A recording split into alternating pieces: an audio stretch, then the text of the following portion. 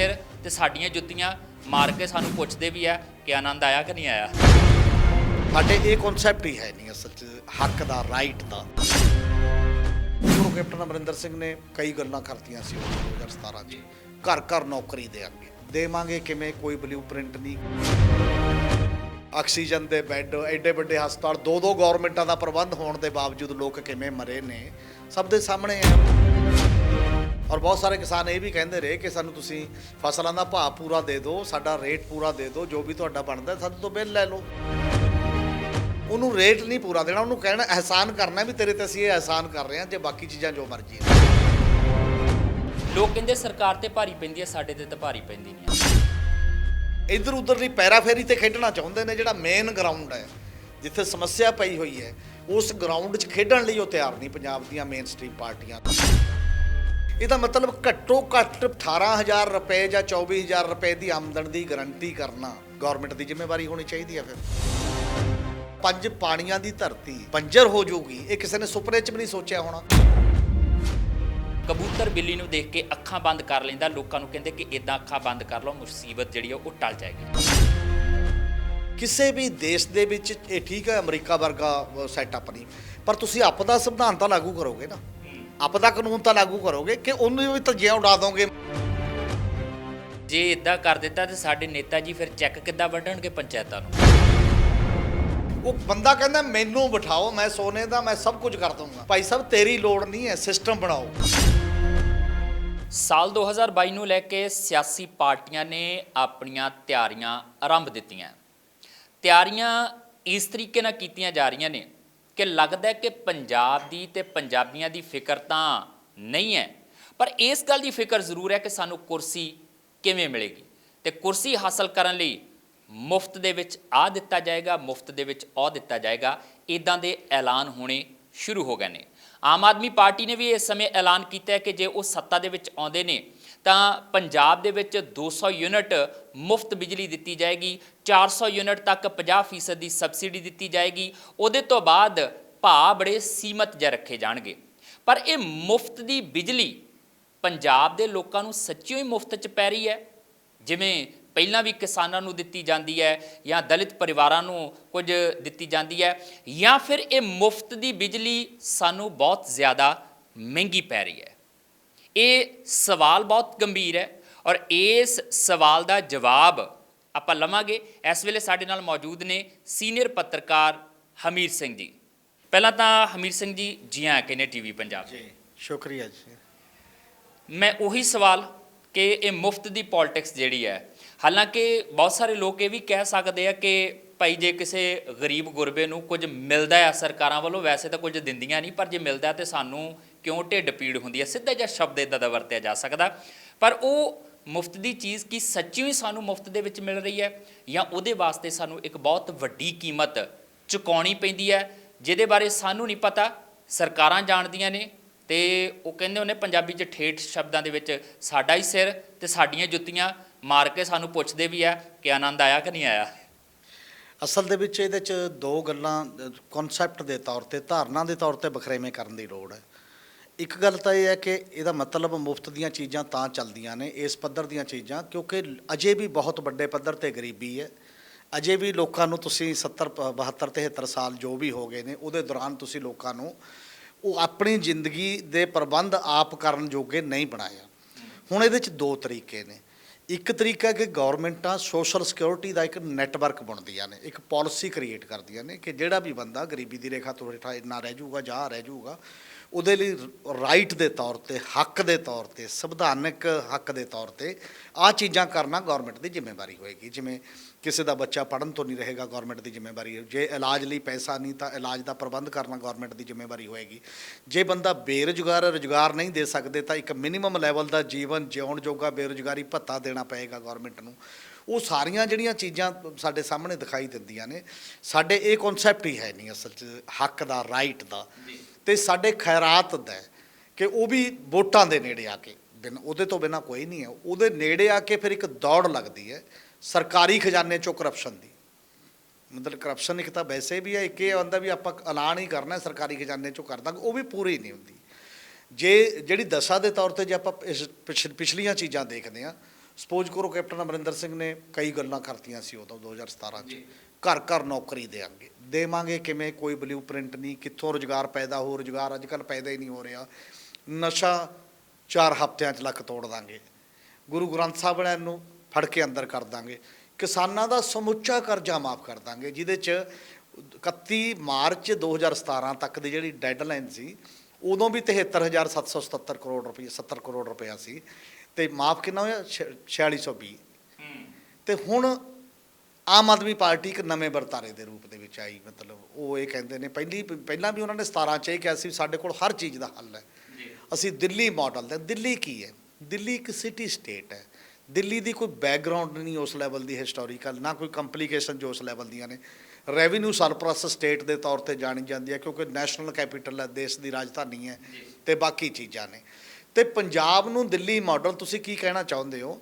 ਔਰ ਦਿੱਲੀ ਮਾਡਲ ਵੀ ਲੋਕਾਂ ਨੇ ਦੇਖ ਲਿਆ ਵੈਸੇ ਆਹ ਕਰੋਨਾ ਦੇ ਵਿੱਚ, ਆਕਸੀਜਨ ਦੇ ਬੈੱਡ, ਐਡੇ ਵੱਡੇ ਹਸਪਤਾਲ, 2 ਗੌਰਮੈਂਟਾਂ ਦਾ ਪ੍ਰਬੰਧ ਹੋਣ ਦੇ ਬਾਵਜੂਦ ਲੋਕ ਕਿਵੇਂ ਮਰੇ ਨੇ ਸਭ ਦੇ ਸਾਹਮਣੇ ਹੈ, ਉਹ ਸਾਡੇ ਹਾਲਾਤ ਜਿਹੜੇ ਸਭ ਦੇ ਸਾਹਮਣੇ ਨੇ। ਇਸ ਲਈ ਮਾਡਲ, ਇੱਕ ਤਾਂ ਮਾਡਲ ਬਹੁਤ ਸਸਤੀ ਜੀ ਚੀਜ਼ ਹੋ ਗਈ, ਕਦੇ ਗੁਜਰਾਤ ਮਾਡਲ, ਕਦੇ ਦਿੱਲੀ ਮਾਡਲ, ਕਦੇ ਕੋਈ ਮਾਡਲ, ਕਦੇ ਕੋਈ ਮਾਡਲ। ਮਾਡਲ ਇੱਕੋ ਹੀ ਹੈ ਚੱਲ ਰਿਹਾ ਇਸ ਦੇਸ਼ ਦੇ ਵਿੱਚ ਤੇ ਦੁਨੀਆ ਦੇ ਵਿੱਚ, ਉਹ ਹੈ ਕਾਰਪੋਰੇਟ ਮਾਡਲ। ਕੋਈ ਵੀ ਪਾਰਟੀ ਉਸ ਕਾਰਪੋਰੇਟ ਮਾਡਲ ਤੋਂ ਜਿਹੜੀਆਂ ਕੰਟੈਂਡਰ ਨੇ ਇਹਦੇ ਤੋਂ ਬਾਹਰ ਨਹੀਂ ਹੈ ਇਹਨਾਂ ਸਾਰੇ ਮੁੱਦਿਆਂ ਦੇ ਉੱਤੇ ਕਿਸੇ ਵੀ ਰੂਪ ਦੇ ਵਿੱਚ। ਹੁਣ ਪੰਜਾਬ ਦੇ ਵਿੱਚ ਮੁਫਤ ਬਿਜਲੀ ਦਾ ਸਵਾਲ ਇਹ ਤੋਂ ਪਹਿਲਾਂ ਵੀ ਮੁਫਤ ਹੈ, ਕਿਸਾਨਾਂ ਲਈ ਮੁਫਤ। ਉਦੋਂ ਬਾਦਲ ਸਾਹਿਬ ਨੇ 97 ਦੇ ਵਿੱਚ ਬਿਨਾਂ ਮੰਗੇ ਗੱਲ ਹਾਲਾਂਕਿ ਇਹ ਕੀਤੀ ਸੀ ਕਿ ਅਸੀਂ ਮੁਫਤ ਦਿਆਂਗੇ ਜੀ ਬਿਜਲੀ, ਲੱਗਦਾ ਸੀ ਵੀ ਚਲੋ। ਔਰ ਬਹੁਤ ਸਾਰੇ ਕਿਸਾਨ ਇਹ ਵੀ ਕਹਿੰਦੇ ਰਹੇ ਕਿ ਸਾਨੂੰ ਤੁਸੀਂ ਫਸਲਾਂ ਦਾ ਭਾਅ ਪੂਰਾ ਦੇ ਦਿਓ, ਸਾਡਾ ਰੇਟ ਪੂਰਾ ਦੇ ਦਿਓ, ਜੋ ਵੀ ਤੁਹਾਡਾ ਬਣਦਾ ਸਾਡੇ ਤੋਂ ਬਿੱਲ ਲੈ ਲਓ ਜੇਕਰ ਕਰ ਦਿਓ। ਉਹਨੂੰ ਰੇਟ ਨਹੀਂ ਪੂਰਾ ਦੇਣਾ, ਉਹਨੂੰ ਕਹਿਣਾ ਅਹਿਸਾਨ ਕਰਨਾ ਵੀ ਤੇਰੇ 'ਤੇ ਅਸੀਂ ਇਹ ਅਹਿਸਾਨ ਕਰ ਰਹੇ ਹਾਂ, ਜੇ ਬਾਕੀ ਚੀਜ਼ਾਂ ਜੋ ਮਰਜ਼ੀ ਨੇ। ਇਸੇ ਤਰ੍ਹਾਂ ਇਸ ਤੋਂ ਬਾਅਦ ਫਿਰ ਇਹ ਆ ਗਿਆ ਕਿ ਕਿਸਾਨਾਂ ਨੂੰ ਦਿੱਤੀ ਜਾ ਰਹੀ ਹੈ ਤਾਂ ਬਾਕੀ ਗਰੀਬ ਤਬਕਾ ਕਿਉਂ ਇੱਧਰ ਜਾਏਗਾ। ਤਾਂ 1 ਕਿਲੋਵਾਟ ਬਿਜਲੀ ਦੇ ਲੋਡ ਵਾਲਿਆਂ ਸਾਰੇ ਗਰੀਬਾਂ ਨੂੰ, ਅਨੁਸੂਚਿਤ ਜਾਤੀ ਨੂੰ ਵੀ ਤੇ ਇਕਨੋਮਿਕ ਗਰੀਬਾਂ ਨੂੰ ਵੀ 200 ਯੂਨਿਟ ਆਲਰੇਡੀ ਫ੍ਰੀ ਹੈ, 200 ਯੂਨਿਟ ਤੱਕ ਪੰਜਾਬ ਦੇ ਵਿੱਚ ਫ੍ਰੀ ਹੈ। ਤੇ ਇੰਡਸਟਰੀ ਨੂੰ ਸੁਖਬੀਰ ਬਾਦਲ ਨੇ ਐਲਾਨ ਕੀਤਾ ਹੋਇਆ ਸੀ ਤੇ ਅਮਰਿੰਦਰ ਨੇ ਵੀ ਮੈਨੀਫੈਸਟੋ 'ਚ ਐਲਾਨ ਕਰ ਲਿਆ ਸੀ ਕਿ 5 ਰੁਪਏ ਯੂਨਿਟ ਤੋਂ ਵੱਧ ਨਹੀਂ ਦੇਵਾਂਗੇ। ਉਹਦੇ ਇਹ 11,000 ਕਰੋੜ ਰੁਪਏ ਤੋਂ ਉੱਪਰ ਦੀ ਇੱਕ ਪੈਕੇਜ ਬਣ ਗਿਆ ਜੀ, ਸਬਸਿਡੀ ਦਾ ਕੱਲੀ ਬਿਜਲੀ ਦੀ ਜਿਹੜੀ ਸਬਸਿਡੀ ਦਾ। ਤੇ ਹੁਣ ਲਗਭਗ 2.25 ਲੱਖ ਕਰੋੜ ਰੁਪਏ ਦਾ ਪੰਜਾਬ ਕਰਜ਼ਾਈ ਹੈ, ਜਿਹਦੇ 'ਚ 15-16 ਹਜ਼ਾਰ ਕਰੋੜ ਰੁਪਈਆ ਤੁਹਾਨੂੰ ਕਰਜ਼ੇ ਦੇ ਵਿਆਜ ਦੀ ਕਿਸ਼ਤ ਦੇਣੀ ਪੈਂਦੀ ਹੈ ਇਕੱਲੀ, ਬਾਕੀ ਗੱਲਾਂ ਛੱਡ ਦਿਓ। ਇੱਕ ਤਾਂ ਇਸ ਐਂਗਲ ਤੋਂ, ਇਕਨੋਮਿਕ ਐਂਗਲ ਤੋਂ, ਪੈਸੇ ਦੇ ਐਂਗਲ ਤੋਂ ਕਿ ਤੁਸੀਂ ਅਫੋਰਡ ਕਰ ਸਕਦੇ ਹੋ। ਦੂਜੀ ਗੱਲ ਇਹ ਹੈ ਕਿ ਪੰਜਾਬ ਕੀ ਇਹਨਾਂ ਮੁੱਦਿਆਂ ਕਰਕੇ ਗਰੀਬ ਹੈ, ਜਾਂ ਪੰਜਾਬ ਦੇ ਲੋਕ ਕੀ ਇਹ ਗੱਲਾਂ ਚਾਹੁੰਦੇ ਨੇ, ਜਾਂ ਪੰਜਾਬ ਦੀਆਂ ਕੁਝ ਹੋਰ ਬੇਸਿਕ ਪ੍ਰੋਬਲਮ ਨੇ ਜਿਨ੍ਹਾਂ ਨੂੰ ਐਡਰੈਸ ਕਰਨਾ ਪਏਗਾ, ਬੁਨਿਆਦੀ ਪ੍ਰੋਬਲਮ ਜਿਨ੍ਹਾਂ 'ਤੇ ਕੋਈ ਉਂਗਲ ਨਹੀਂ ਉਠਾ ਰਿਹਾ, ਜਿੱਧਰ ਨੂੰ ਝਾਕਦਾ ਤਾਂ ਡਰ ਲੱਗਦਾ ਬੰਦੇ ਨੂੰ ਵੀ ਇਹਦਾ ਮੇਰੇ ਕੋਲ ਕੁਝ ਨਹੀਂ ਹੋਣਾ। ਤੇ ਇਸ ਲਈ ਉਹ ਇਹਦੇ ਤੋਂ ਉਲਟ ਇੱਧਰ ਉੱਧਰ ਦੀ ਪੈਰਾਫੇਰੀ 'ਤੇ ਖੇਡਣਾ ਚਾਹੁੰਦੇ ਨੇ। ਜਿਹੜਾ ਮੇਨ ਗਰਾਊਂਡ ਹੈ ਜਿੱਥੇ ਸਮੱਸਿਆ ਪਈ ਹੋਈ ਹੈ ਉਸ ਗਰਾਊਂਡ 'ਚ ਖੇਡਣ ਲਈ ਉਹ ਤਿਆਰ ਨਹੀਂ ਪੰਜਾਬ ਦੀਆਂ ਮੇਨ ਸਟ੍ਰੀਮ ਪਾਰਟੀਆਂ। ਅਸਲ ਦੇ ਵਿੱਚ ਸਭ ਤੋਂ ਬੜਾ ਕ੍ਰਾਈਸਿਸ ਇਹ ਹੈ। ਇਹ ਵੱਡੀ ਸਵਾਲ ਮੇਰਾ ਫਿਰ ਹਾਲੇ ਉੱਥੇ ਹੀ ਅਟਕਿਆ ਹੋਇਆ ਹੈ ਕਿ ਲੋਕ ਜਦੋਂ ਇਹ ਜਵਾਬ ਸੁਣਦੇ ਆ, ਤੁਸੀਂ ਬੜਾ ਵਿਸਥਾਰ ਦੇ ਵਿੱਚ ਕਹਿਤਾ ਕਿ ਇਹ ਮੁਫਤ ਵਾਲੀ ਚੀਜ਼ ਜਿਹੜੀ ਆ ਉਹ ਕਿੰਨੀ ਭਾਰੀ ਪੈਂਦੀ ਹੈ ਸਰਕਾਰ 'ਤੇ। ਲੋਕ ਕਹਿੰਦੇ ਸਰਕਾਰ 'ਤੇ ਭਾਰੀ ਪੈਂਦੀ ਹੈ, ਸਾਡੇ 'ਤੇ ਤਾਂ ਭਾਰੀ ਪੈਂਦੀ ਨਹੀਂ ਆ। ਸਾਨੂੰ ਤਾਂ ਇੱਕ ਸੁਵਿਧਾ ਮਿਲਦੀ ਆ, ਸਰਕਾਰ ਉਹ ਦਿੰਦੀ ਕੀ ਆ ਸਾਨੂੰ, ਜੇ ਆ ਵੀ ਮਿਲਦਾ ਤੁਹਾਨੂੰ ਨਹੀਂ ਠੀਕ ਲੱਗਦਾ ਤੇ ਫਿਰ ਇਹਦਾ ਬਦਲ ਕੀ ਹੈ। ਪਰ ਸਵਾਲ ਉਹੀ ਹੈ, ਹੁਣ ਇਹ ਮਹਿੰਗੀ ਸਰਕਾਰ ਨੂੰ ਪੈਂਦੀ ਹੈ ਚੀਜ਼ ਮੁਫਤ ਦੇਣਾ ਜਾਂ ਲੋਕਾਂ ਨੂੰ ਪੈਂਦੀ ਆ? ਲੋਕਾਂ 'ਤੇ ਇਹਦੇ ਉੱਤੇ ਕਿੰਨਾ ਕੁ ਬੋਝ ਪੈਂਦਾ ਕਿ ਉਹਦਾ ਖਾਮਿਆਜ਼ਾ ਉਹਨਾਂ ਨੂੰ ਦੂਜੇ ਤਰੀਕੇ ਨਾਲ ਕਿਵੇਂ ਭੁਗਤਣਾ ਪੈਂਦਾ? ਮੇਰਾ ਖਿਆਲ ਹੈ ਕਿ ਇਹ ਸਭ ਤੋਂ ਵੱਡਾ ਸਵਾਲ ਇਹੀ ਹੋਣਾ ਚਾਹੀਦਾ, ਜਾਂ ਸਭ ਤੋਂ ਵੱਡਾ ਸਵਾਲ ਹੈ ਵੀ ਇਹ ਕਿ ਇੱਕ ਚੀਜ਼ ਦੀ ਅਸੀਂ ਸੁਵਿਧਾ ਲਈ ਪਰ ਉਹਦੇ ਬਦਲੇ ਦੇ ਵਿੱਚ ਅਸੀਂ ਕੀ ਕੁਝ ਦਿੱਤਾ ਹੈ, ਕੀ ਕੁਝ ਗਵਾਇਆ ਹੈ। ਤੁਹਾਨੂੰ ਕੀ ਲੱਗਦਾ ਕਿ ਬੋਝ ਇਕੱਲਾ ਸਰਕਾਰ ਤੱਕ ਸੀਮਤ ਰਹਿ ਜਾਂਦਾ ਸਬਸਿਡੀਆਂ ਦਾ, ਜਾਂ ਲੋਕ ਵੀ ਫਿਰ ਉਸ ਬੋਝ ਦੇ ਹੇਠਾਂ ਆਉਂਦੇ ਆ? ਨਹੀਂ, ਬੋਝ ਤਾਂ ਲੋਕਾਂ 'ਤੇ ਸਰਕਾਰ ਕਿੱਥੋਂ ਲਿਆਉਂਦੀ ਹੈ ਪੈਸਾ? ਉਹ ਤਾਂ ਪੈਸਾ ਤਾਂ ਜੇ ਸਰਕਾਰ ਕੋਲ ਖਜ਼ਾਨਾ ਉਹ ਟੈਕਸਾਂ ਦੇ ਰੂਪ ਦੇ ਵਿੱਚ ਹੈ। ਪਰ ਇੱਕ ਆਮ ਇਨਸਾਫ ਪਸੰਦ ਸਿਸਟਮ ਦੇ ਵਿੱਚ ਕੁਝ ਚੀਜ਼ਾਂ ਹੁੰਦੀਆਂ ਨੇ। ਉਹ ਚੀਜ਼ਾਂ ਇਹ ਹੁੰਦੀਆਂ ਨੇ ਕਿ ਜੇ ਪਾਲਿਸੀ ਲੈਵਲ 'ਤੇ ਬਿਜਲੀ ਦੇ ਵਿੱਚ ਵੀ ਜਿਹੜਾ ਪੁਰਾਣੇ ਐਕਟ ਦੇ ਤਹਿਤ 1948 ਦੇ ਤਹਿਤ ਬਿਜਲੀ ਬੋਰਡ ਚੱਲ ਰਿਹਾ ਸੀ, ਉਹ ਸਾਰੇ ਐਕਟ ਇਸ ਰੂਪ ਦੇ ਵਿੱਚ ਚੱਲ ਰਹੇ ਸੀ ਕਿ ਇੱਕ ਕ੍ਰਾਸ ਸਬਸਿਡੀ ਦਾ ਸੈਟਅਪ ਸੀ। ਕ੍ਰਾਸ ਸਬਸਿਡੀ ਦਾ ਮਤਲਬ ਇਹ ਸੀ ਕਿ ਜਿਹੜਾ ਅਮੀਰ ਬੰਦਾ ਜਿਹਦੇ ਕੋਲ ਜ਼ਿਆਦਾ ਆਮਦਨ ਹੈ ਉਹਨੂੰ ਜ਼ਿਆਦਾ ਬਿੱਲ ਲਾ ਦਿਓ, ਤੇ ਜਿਹਦੇ ਕੋਲ ਘੱਟ ਹੈ ਉਹਨੂੰ ਘੱਟ ਬਿੱਲ ਲਾ ਦਿਓ। ਘਰੇਲੂ ਬਿਜਲੀ ਸਭ ਦੀ ਉਹ ਸਬਸਿਡਾਈਜ਼ਡ ਸੀ ਇਹਦੇ 'ਚ। ਹੁਣ ਜਿਹੜਾ 2003 ਦਾ ਐਕਟ ਬਣਿਆ ਸੀ ਇਲੈਕਟ੍ਰੀਸਿਟੀ ਐਕਟ, ਉਹ ਐਕਟ ਇਹ ਕਹਿੰਦਾ ਕਿ ਕ੍ਰਾਸ ਸਬਸਿਡੀ ਮਿਨੀਮਾਈਜ਼ ਕਰ ਦਿਓ, ਖਤਮ ਕਰ ਦਿਓ ਲਗਭਗ। ਅੱਜ ਉਦੋਂ 2020 ਦਾ ਡਰਾਫਟ ਤਾਂ ਬਿਲਕੁਲ ਉਦੋਂ ਵੀ ਅੱਗੇ ਜਾਂਦਾ ਹੈ, ਇਹ ਮਤਲਬ ਜਾ ਕੇ ਇਹਦਾ ਮਤਲਬ ਇਹ ਹੋ ਗਿਆ ਕਿ ਜਿਹੜੇ ਪੇ ਕਰਨ ਦੀ ਸਮਰੱਥਾ ਜ਼ਿਆਦਾ ਰੱਖਦੇ ਨੇ, ਜਦ ਤੁਸੀਂ ਕਹਿੰਦੇ ਅਸੀਂ ਸਭ ਨੂੰ ਮਾਫ ਕਰ ਦਾਂਗੇ ਜੀ, ਸਭ ਨੂੰ ਮਾਫ ਦਾ ਮਤਲਬ ਇਹ ਹੈ ਕਿ ਜੇ ਹੁਣ ਖੇਤੀ 'ਚ ਸਭ ਨੂੰ ਮਾਫ ਕਰਤੇ, ਇੱਕ ਪਾਸੇ ਉਹ ਬੰਦੇ ਵੀ ਨੇ ਜਿਹੜੇ ਬੰਦਿਆਂ ਦੇ 50-50 ਟਿਊਬਵੈੱਲ ਨੇ ਤੇ ਵੱਡੇ ਜ਼ਿਮੀਂਦਾਰ ਨੇ ਤੇ ਹੋਰ ਵੀ ਬੜਾ ਹੀ ਕੁਛ ਪੈਂਦਾ ਹੈ। ਔਰ ਜੇ ਤੁਹਾਡੇ ਯਾਦ ਹੋਣਾ ਕਿ ਕੈਪਟਨ ਅਮਰਿੰਦਰ ਸਿੰਘ ਨੇ ਪਹਿਲੀ ਵਿਧਾਨ ਸਭਾ 'ਚ 2017 ਦੇ ਵਿੱਚ ਪਹਿਲੇ ਸੈਸ਼ਨ 'ਚ ਕਿਹਾ ਸੀ ਆ ਜੋ ਆਪਾਂ ਛੱਡ ਦਈਏ ਜਿਹੜੇ ਮੇਨ ਬੰਦੇ ਆ ਤੇ ਮਾਫੀ, ਅੱਜ ਤੱਕ ਕਿਸੇ ਨੇ ਛੱਡਿਆ।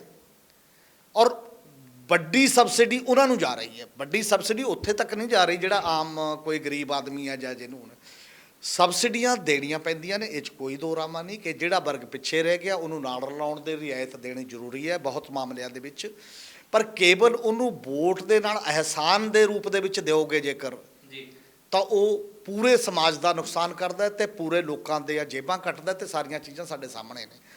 ਉਹ ਇਸ ਹਾਲਾਤ ਦੇ ਵਿੱਚ ਕਰਨ ਦਾ ਕੁਐਸਚਨ ਹੈ ਧਾਰਨਾ ਦੇ ਤੌਰ ਤੇ ਕਿ ਇੱਕ ਗੌਰਮੈਂਟਾਂ ਦੀ, ਡੈਮੋਕ੍ਰੇਟਿਕ ਗੌਰਮੈਂਟਾਂ ਦੀ, ਚੁਣੀਆਂ ਸਰਕਾਰਾਂ ਦੀ ਇਹ ਜ਼ਿੰਮੇਵਾਰੀ ਹੈ ਕਿ ਉਹ ਇੱਕ ਐਸੇ ਕਾਨੂੰਨ ਬਣਾਉਣ ਬੁਨਿਆਦੀ ਤੌਰ ਤੇ ਕਿ ਤੁਹਾਨੂੰ ਇੰਨਾ ਜੀਵਨ ਜਾਂਚ ਦੀਆਂ ਲੋੜਾਂ ਪੂਰੀਆਂ ਕਰਨਾ ਸਾਡੀ ਜ਼ਿੰਮੇਵਾਰੀ ਹੈ। ਜਿਵੇਂ ਜਦੋਂ ਅਰੁਣ ਜੇਟਲੀ ਨੇ ਇੱਕ ਬਜਟ ਪੇਸ਼ ਕੀਤਾ ਸੀ ਉਹਦੇ 'ਚ ਇੱਕ ਫਿਗਰ ਆਈ, ਬਾਅਦ ਦੇ ਵਿੱਚ ਉਹ ਫਿਗਰ ਵੱਧ ਗਈ ਕਿ ਇੱਕ 5 ਮੈਂਬਰਾਂ ਦੇ ਪਰਿਵਾਰ ਨੂੰ ਜ਼ਿੰਦਗੀ ਜਿਉਣ ਦੇ ਲਈ ਠੀਕ ਜੀ ਜ਼ਿੰਦਗੀ ਜਿਹੜੀ ਆਮ ਆਪਣੇ ਭਾਰਤ ਦੇ ਵਿੱਚ ਜਿਉਂਦੇ ਨੇ 18,000 ਰੁਪਏ ਪਰ ਮੰਥ ਘੱਟੋ ਘੱਟ ਚਾਹੀਦਾ ਜੀ, ਹੁਣ ਉਹ 24,000 ਹੋ ਗਿਆ। ਇਹਦਾ ਮਤਲਬ ਘੱਟੋ ਘੱਟ 18,000 ਰੁਪਏ ਜਾਂ 24,000 ਰੁਪਏ ਦੀ ਆਮਦਨ ਦੀ ਗਰੰਟੀ ਕਰਨਾ ਗੌਰਮੈਂਟ ਦੀ ਜ਼ਿੰਮੇਵਾਰੀ ਹੋਣੀ ਚਾਹੀਦੀ ਹੈ। ਫਿਰ ਉਹ ਚਾਹੇ ਪ੍ਰਾਈਵੇਟ ਕੰਮ ਕਰਦਾ ਹੋਵੇ, ਚਾਹੇ ਉਹ ਸਰਕਾਰੀ ਕੰਮ ਕਰਦਾ ਹੋਵੇ, ਚਾਹੇ ਉਹ ਬੇਰੁਜ਼ਗਾਰ ਹੋਵੇ, ਜਿਹੜੇ ਵੀ ਫੈਮਿਲੀ ਹੈ। ਹੁਣ ਤਾਂ ਜਿਹੜਾ ਲੇਟੈਸਟ ਏਜੰਡਾ ਦੁਨੀਆ ਦਾ ਹੈ ਉਹ ਘੱਟੋ ਘੱਟ ਆਮਦਨ ਦੀ ਗਰੰਟੀ ਕਰਨ ਵਾਲਾ ਹੈ, ਬਾਕੀ ਸਬਸਿਡੀਆਂ ਬੰਦ ਕਰ ਦਿਓ, ਕੋਈ ਲੋੜ ਨਹੀਂ ਹੈ ਕਿਸੇ ਦੀ। ਤੇ ਹਰ 'ਚ ਜਦੋਂ ਤੁਸੀਂ ਉਹਦੀ ਆਮਦਨ ਦੀ ਗਰੰਟੀ ਕਰ ਦੋਗੇ, ਬੰਦੇ ਨੂੰ ਕੰਮ ਦਿਓਗੇ, ਫਿਰ ਇਹਦੀ ਲੋੜ ਨਹੀਂ ਹੈ। ਦੁਨੀਆ ਇਹਦੇ ਤੇ ਯੂਨੀਵਰਸਲ ਬੇਸਿਕ ਇਨਕਮ ਤੇ ਸਟੱਡੀ ਕਰ ਰਹੀ ਹੈ। ਸਵਿਟਜ਼ਰਲੈਂਡ 'ਚ ਰੈਫਰੈਂਡਮ ਹੋ ਚੁੱਕਿਆ, ਉਹ 23% ਲੋਕਾਂ ਨੇ ਇਹਦੇ ਪੱਖ 'ਚ ਵੋਟ ਪਾਈ ਹੈ। ਔਰ ਓਨਟਾਰੀਓ ਦੇ ਵਿੱਚ ਇਹ ਪਾਇਲਟ ਪ੍ਰੋਜੈਕਟ ਦੇ ਤੌਰ ਤੇ ਲਾਗੂ ਹੋ ਰਿਹਾ ਹੈ। ਡਿਫਰੈਂਟ ਕੰਟਰੀ ਇਸ ਪਾਸੇ ਵੱਲ ਸੋਚ ਰਹੇ ਨੇ, ਅਸੀਂ ਅਜੇ ਵੀ ਹੋਰ ਪਾਸੇ ਸੋਚ ਰਹੇ ਹਾਂ ਇਹੋ ਜਿਹੀਆਂ ਚੀਜ਼ਾਂ ਵੀ ਆਹ ਜੀ ਚਲੋ ਜੀ ਇਹਨੂੰ ਵੋਟ ਇਹਦੇ ਨਾਲ ਮਿਲ ਜੂਗੀ, ਚਲੋ 300 ਯੂਨਿਟ ਫਰੀ ਕਰ ਦਿਓ ਜਾਂ ਬਾਕੀ ਦੇ ਯੂਨਿਟ। ਅਲਟੀਮੇਟਲੀ ਉਹ ਮੋੜ ਘੋੜ ਕੇ ਕਰਜ਼ਾ ਵਧੀ ਜਾਂਦਾ ਤਾਂ ਕੁਝ ਬਚਦਾ ਨਹੀਂ। ਹੁਣ ਜੇ ਪੰਜਾਬ ਦੇ ਬਜਟ ਦਾ ਹੀ ਸੋਚੋ 11,000 ਕਰੋੜ ਰੁਪਏ ਤੋਂ ਵੱਧ ਤਾਂ ਇਹ ਸਬਸਿਡੀ ਹੋ ਗਈ, 15-16,000 ਕਰੋੜ ਰੁਪਏ ਦੇ ਕਰੀਬ ਹੋ ਗਿਆ ਜਿਹੜਾ ਆਪਾਂ ਕਹਿ ਰਹੇ ਸੀਗੇ ਕਰਜ਼ੇ ਦਾ ਵਿਆਜ ਦੀ ਜਿਹੜੀ ਲਿਮਟ ਹੋ ਗਈ। ਲਗਭਗ 40,000 ਕਰੋੜ ਰੁਪਈਆ ਜਿਹੜੇ ਸਰਕਾਰੀ ਮੁਲਾਜ਼ਮਾਂ ਦੀਆਂ ਤਨਖਾਹਾਂ ਤੇ ਪੈਨਸ਼ਨਾਂ ਹੋ ਗਈਆਂ। 82,000 ਕਰੋੜ ਰੁਪਈਆ ਟੋਟਲ ਆਇਆ ਜਿਹੜਾ ਰੈਵਨਿਊ ਹੈ ਪੰਜਾਬ ਦੀ ਗੌਰਮੈਂਟ ਨੂੰ, ਤੇ ਉਹ ਸਾਰਾ ਲਾ ਪਾ ਕੇ ਬਾਕੀ 10,000 ਕਰੋੜ ਰੁਪਈਆ ਬਚਦਾ, ਉਹ ਕੀ ਬਣੂਗਾ ਪੰਜਾਬ ਦੇ ਲੋਕਾਂ ਦਾ, ਕੀ ਕਿਸੇ ਦਾ ਹੋਣਾ ਉਹਦੇ ਨਾਲ। ਇਸ ਕਰਕੇ ਜਿਹੜਾ ਇਹ ਸਾਰਾ ਮਾਹੌਲ ਕ੍ਰੀਏਟ ਹੋ ਰਿਹਾ ਇਹ ਡੰਗ ਟਪਾਈ ਦਾ ਮਾਹੌਲ ਹੈ, ਬਲਕਿ ਸਮੱਸਿਆ ਨੂੰ ਲਗਾਤਾਰ ਵਧਾਉਣ ਦਾ ਸਵਾਲ ਹੈ, ਲੋਕਾਂ ਨੂੰ ਹੋਰ ਸਮੱਸਿਆ 'ਚ ਉਤਾਰ ਦੇਣ ਦੀ ਗੱਲ ਹੈ। ਇਹ ਸਮੱਸਿਆ ਹੱਲ ਨਹੀਂ ਕਰਦੀ ਕੋਈ ਚੀਜ਼ ਇਸ ਲੈਵਲ ਦੀ, ਇਹਨਾਂ ਤੋਂ ਗੁਰੇਜ਼ ਕਰਨਾ ਚਾਹੀਦਾ। ਬਲਕਿ ਜਿਸ ਸੰਕਟ 'ਚ ਪੰਜਾਬ ਖੜਾ, ਜੇ ਕਿਸਾਨ ਅੰਦੋਲਨ ਹੁਣ ਕਿਸਾਨ ਲੜ ਰਹੇ ਨੇ, ਇਹ 3 ਕਾਨੂੰਨਾਂ ਦਾ ਅੰਦੋਲਨ ਨਹੀਂ ਹੈ। ਜਦੋਂ ਇੱਕ ਈਡੀਅਮ ਚੱਲ ਪਿਆ, ਸਾਡੇ ਵਰਤਾਂਤ ਚੱਲ ਪਿਆ ਕਿ ਇਹ ਐਗਜ਼ਿਸਟੈਂਸ ਦਾ ਅੰਦੋਲਨ ਹੈ, ਹੋਂਦ ਦਾ ਅੰਦੋਲਨ ਕਿਉਂ ਹੈ?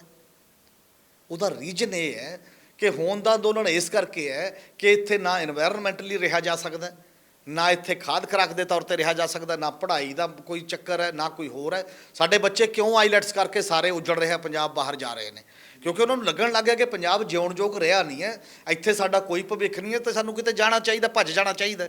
ਫਿਰ ਉਹ ਕੱਲਾ ਭੱਜ ਰਿਹਾ, ਉਡਾਰੀ ਮਾਰ ਰਿਹਾ, ਜਿਹਦੀ ਜੇਬ 'ਚ ਜਿੰਨੇ ਕੁ ਪੈਸੇ ਨੇ ਉਹ ਚਲਾ ਜਾਂਦਾ ਤੇ ਦੂਜੇ ਤਾਂ ਵਿਚਾਰੇ ਇੱਥੇ ਹੀ ਰਹਿਣਗੇ। ਦਲਿਤ ਕਮਿਊਨਿਟੀ, ਬਾਕੀ ਦੇ ਲੋਕ, ਗਰੀਬ ਬੰਦੇ ਜਿਨ੍ਹਾਂ ਕੋਲ 20-30-40 ਲੱਖ ਦੇਣ ਨੂੰ ਨਹੀਂ, ਉਹ ਕਿੱਧਰ ਜਾਣਗੇ? ਫਿਰ ਉਹਨਾਂ ਬਾਰੇ ਸੋਚਣ ਦਾ ਸਵਾਲ ਨਹੀਂ। ਪੰਜਾਬ ਬਹੁਤ ਡੂੰਘੇ ਕ੍ਰਾਈਸਿਸ 'ਚ ਹੈ। ਸਭ ਤੋਂ ਪਹਿਲਾਂ ਜਿਵੇਂ ਮੋਦੀ ਸਰਕਾਰ ਤਾਕਤਾਂ ਦੇ ਕੇਂਦਰੀਕਰਨ ਰਾਹੀਂ ਸਭ ਕੁਝ ਕਬਜ਼ੇ 'ਚ ਕਰ ਲਿਆ ਉਹਨੇ, ਇੱਕ ਵੀ ਪਾਰਟੀ ਪੰਜਾਬ ਦੀ ਇਸ ਸਮੇਂ ਇਹੋ ਜਿਹੀ ਹੈ ਜਿਹੜੀ ਮੋਦੀ ਨਾਲ ਟੱਕਰ ਲੈ ਸਕਦੀ ਹੈ, ਮਮਤਾ ਵਾਂਗ ਖੜੀ ਹੋ ਸਕਦੀ ਹੈ।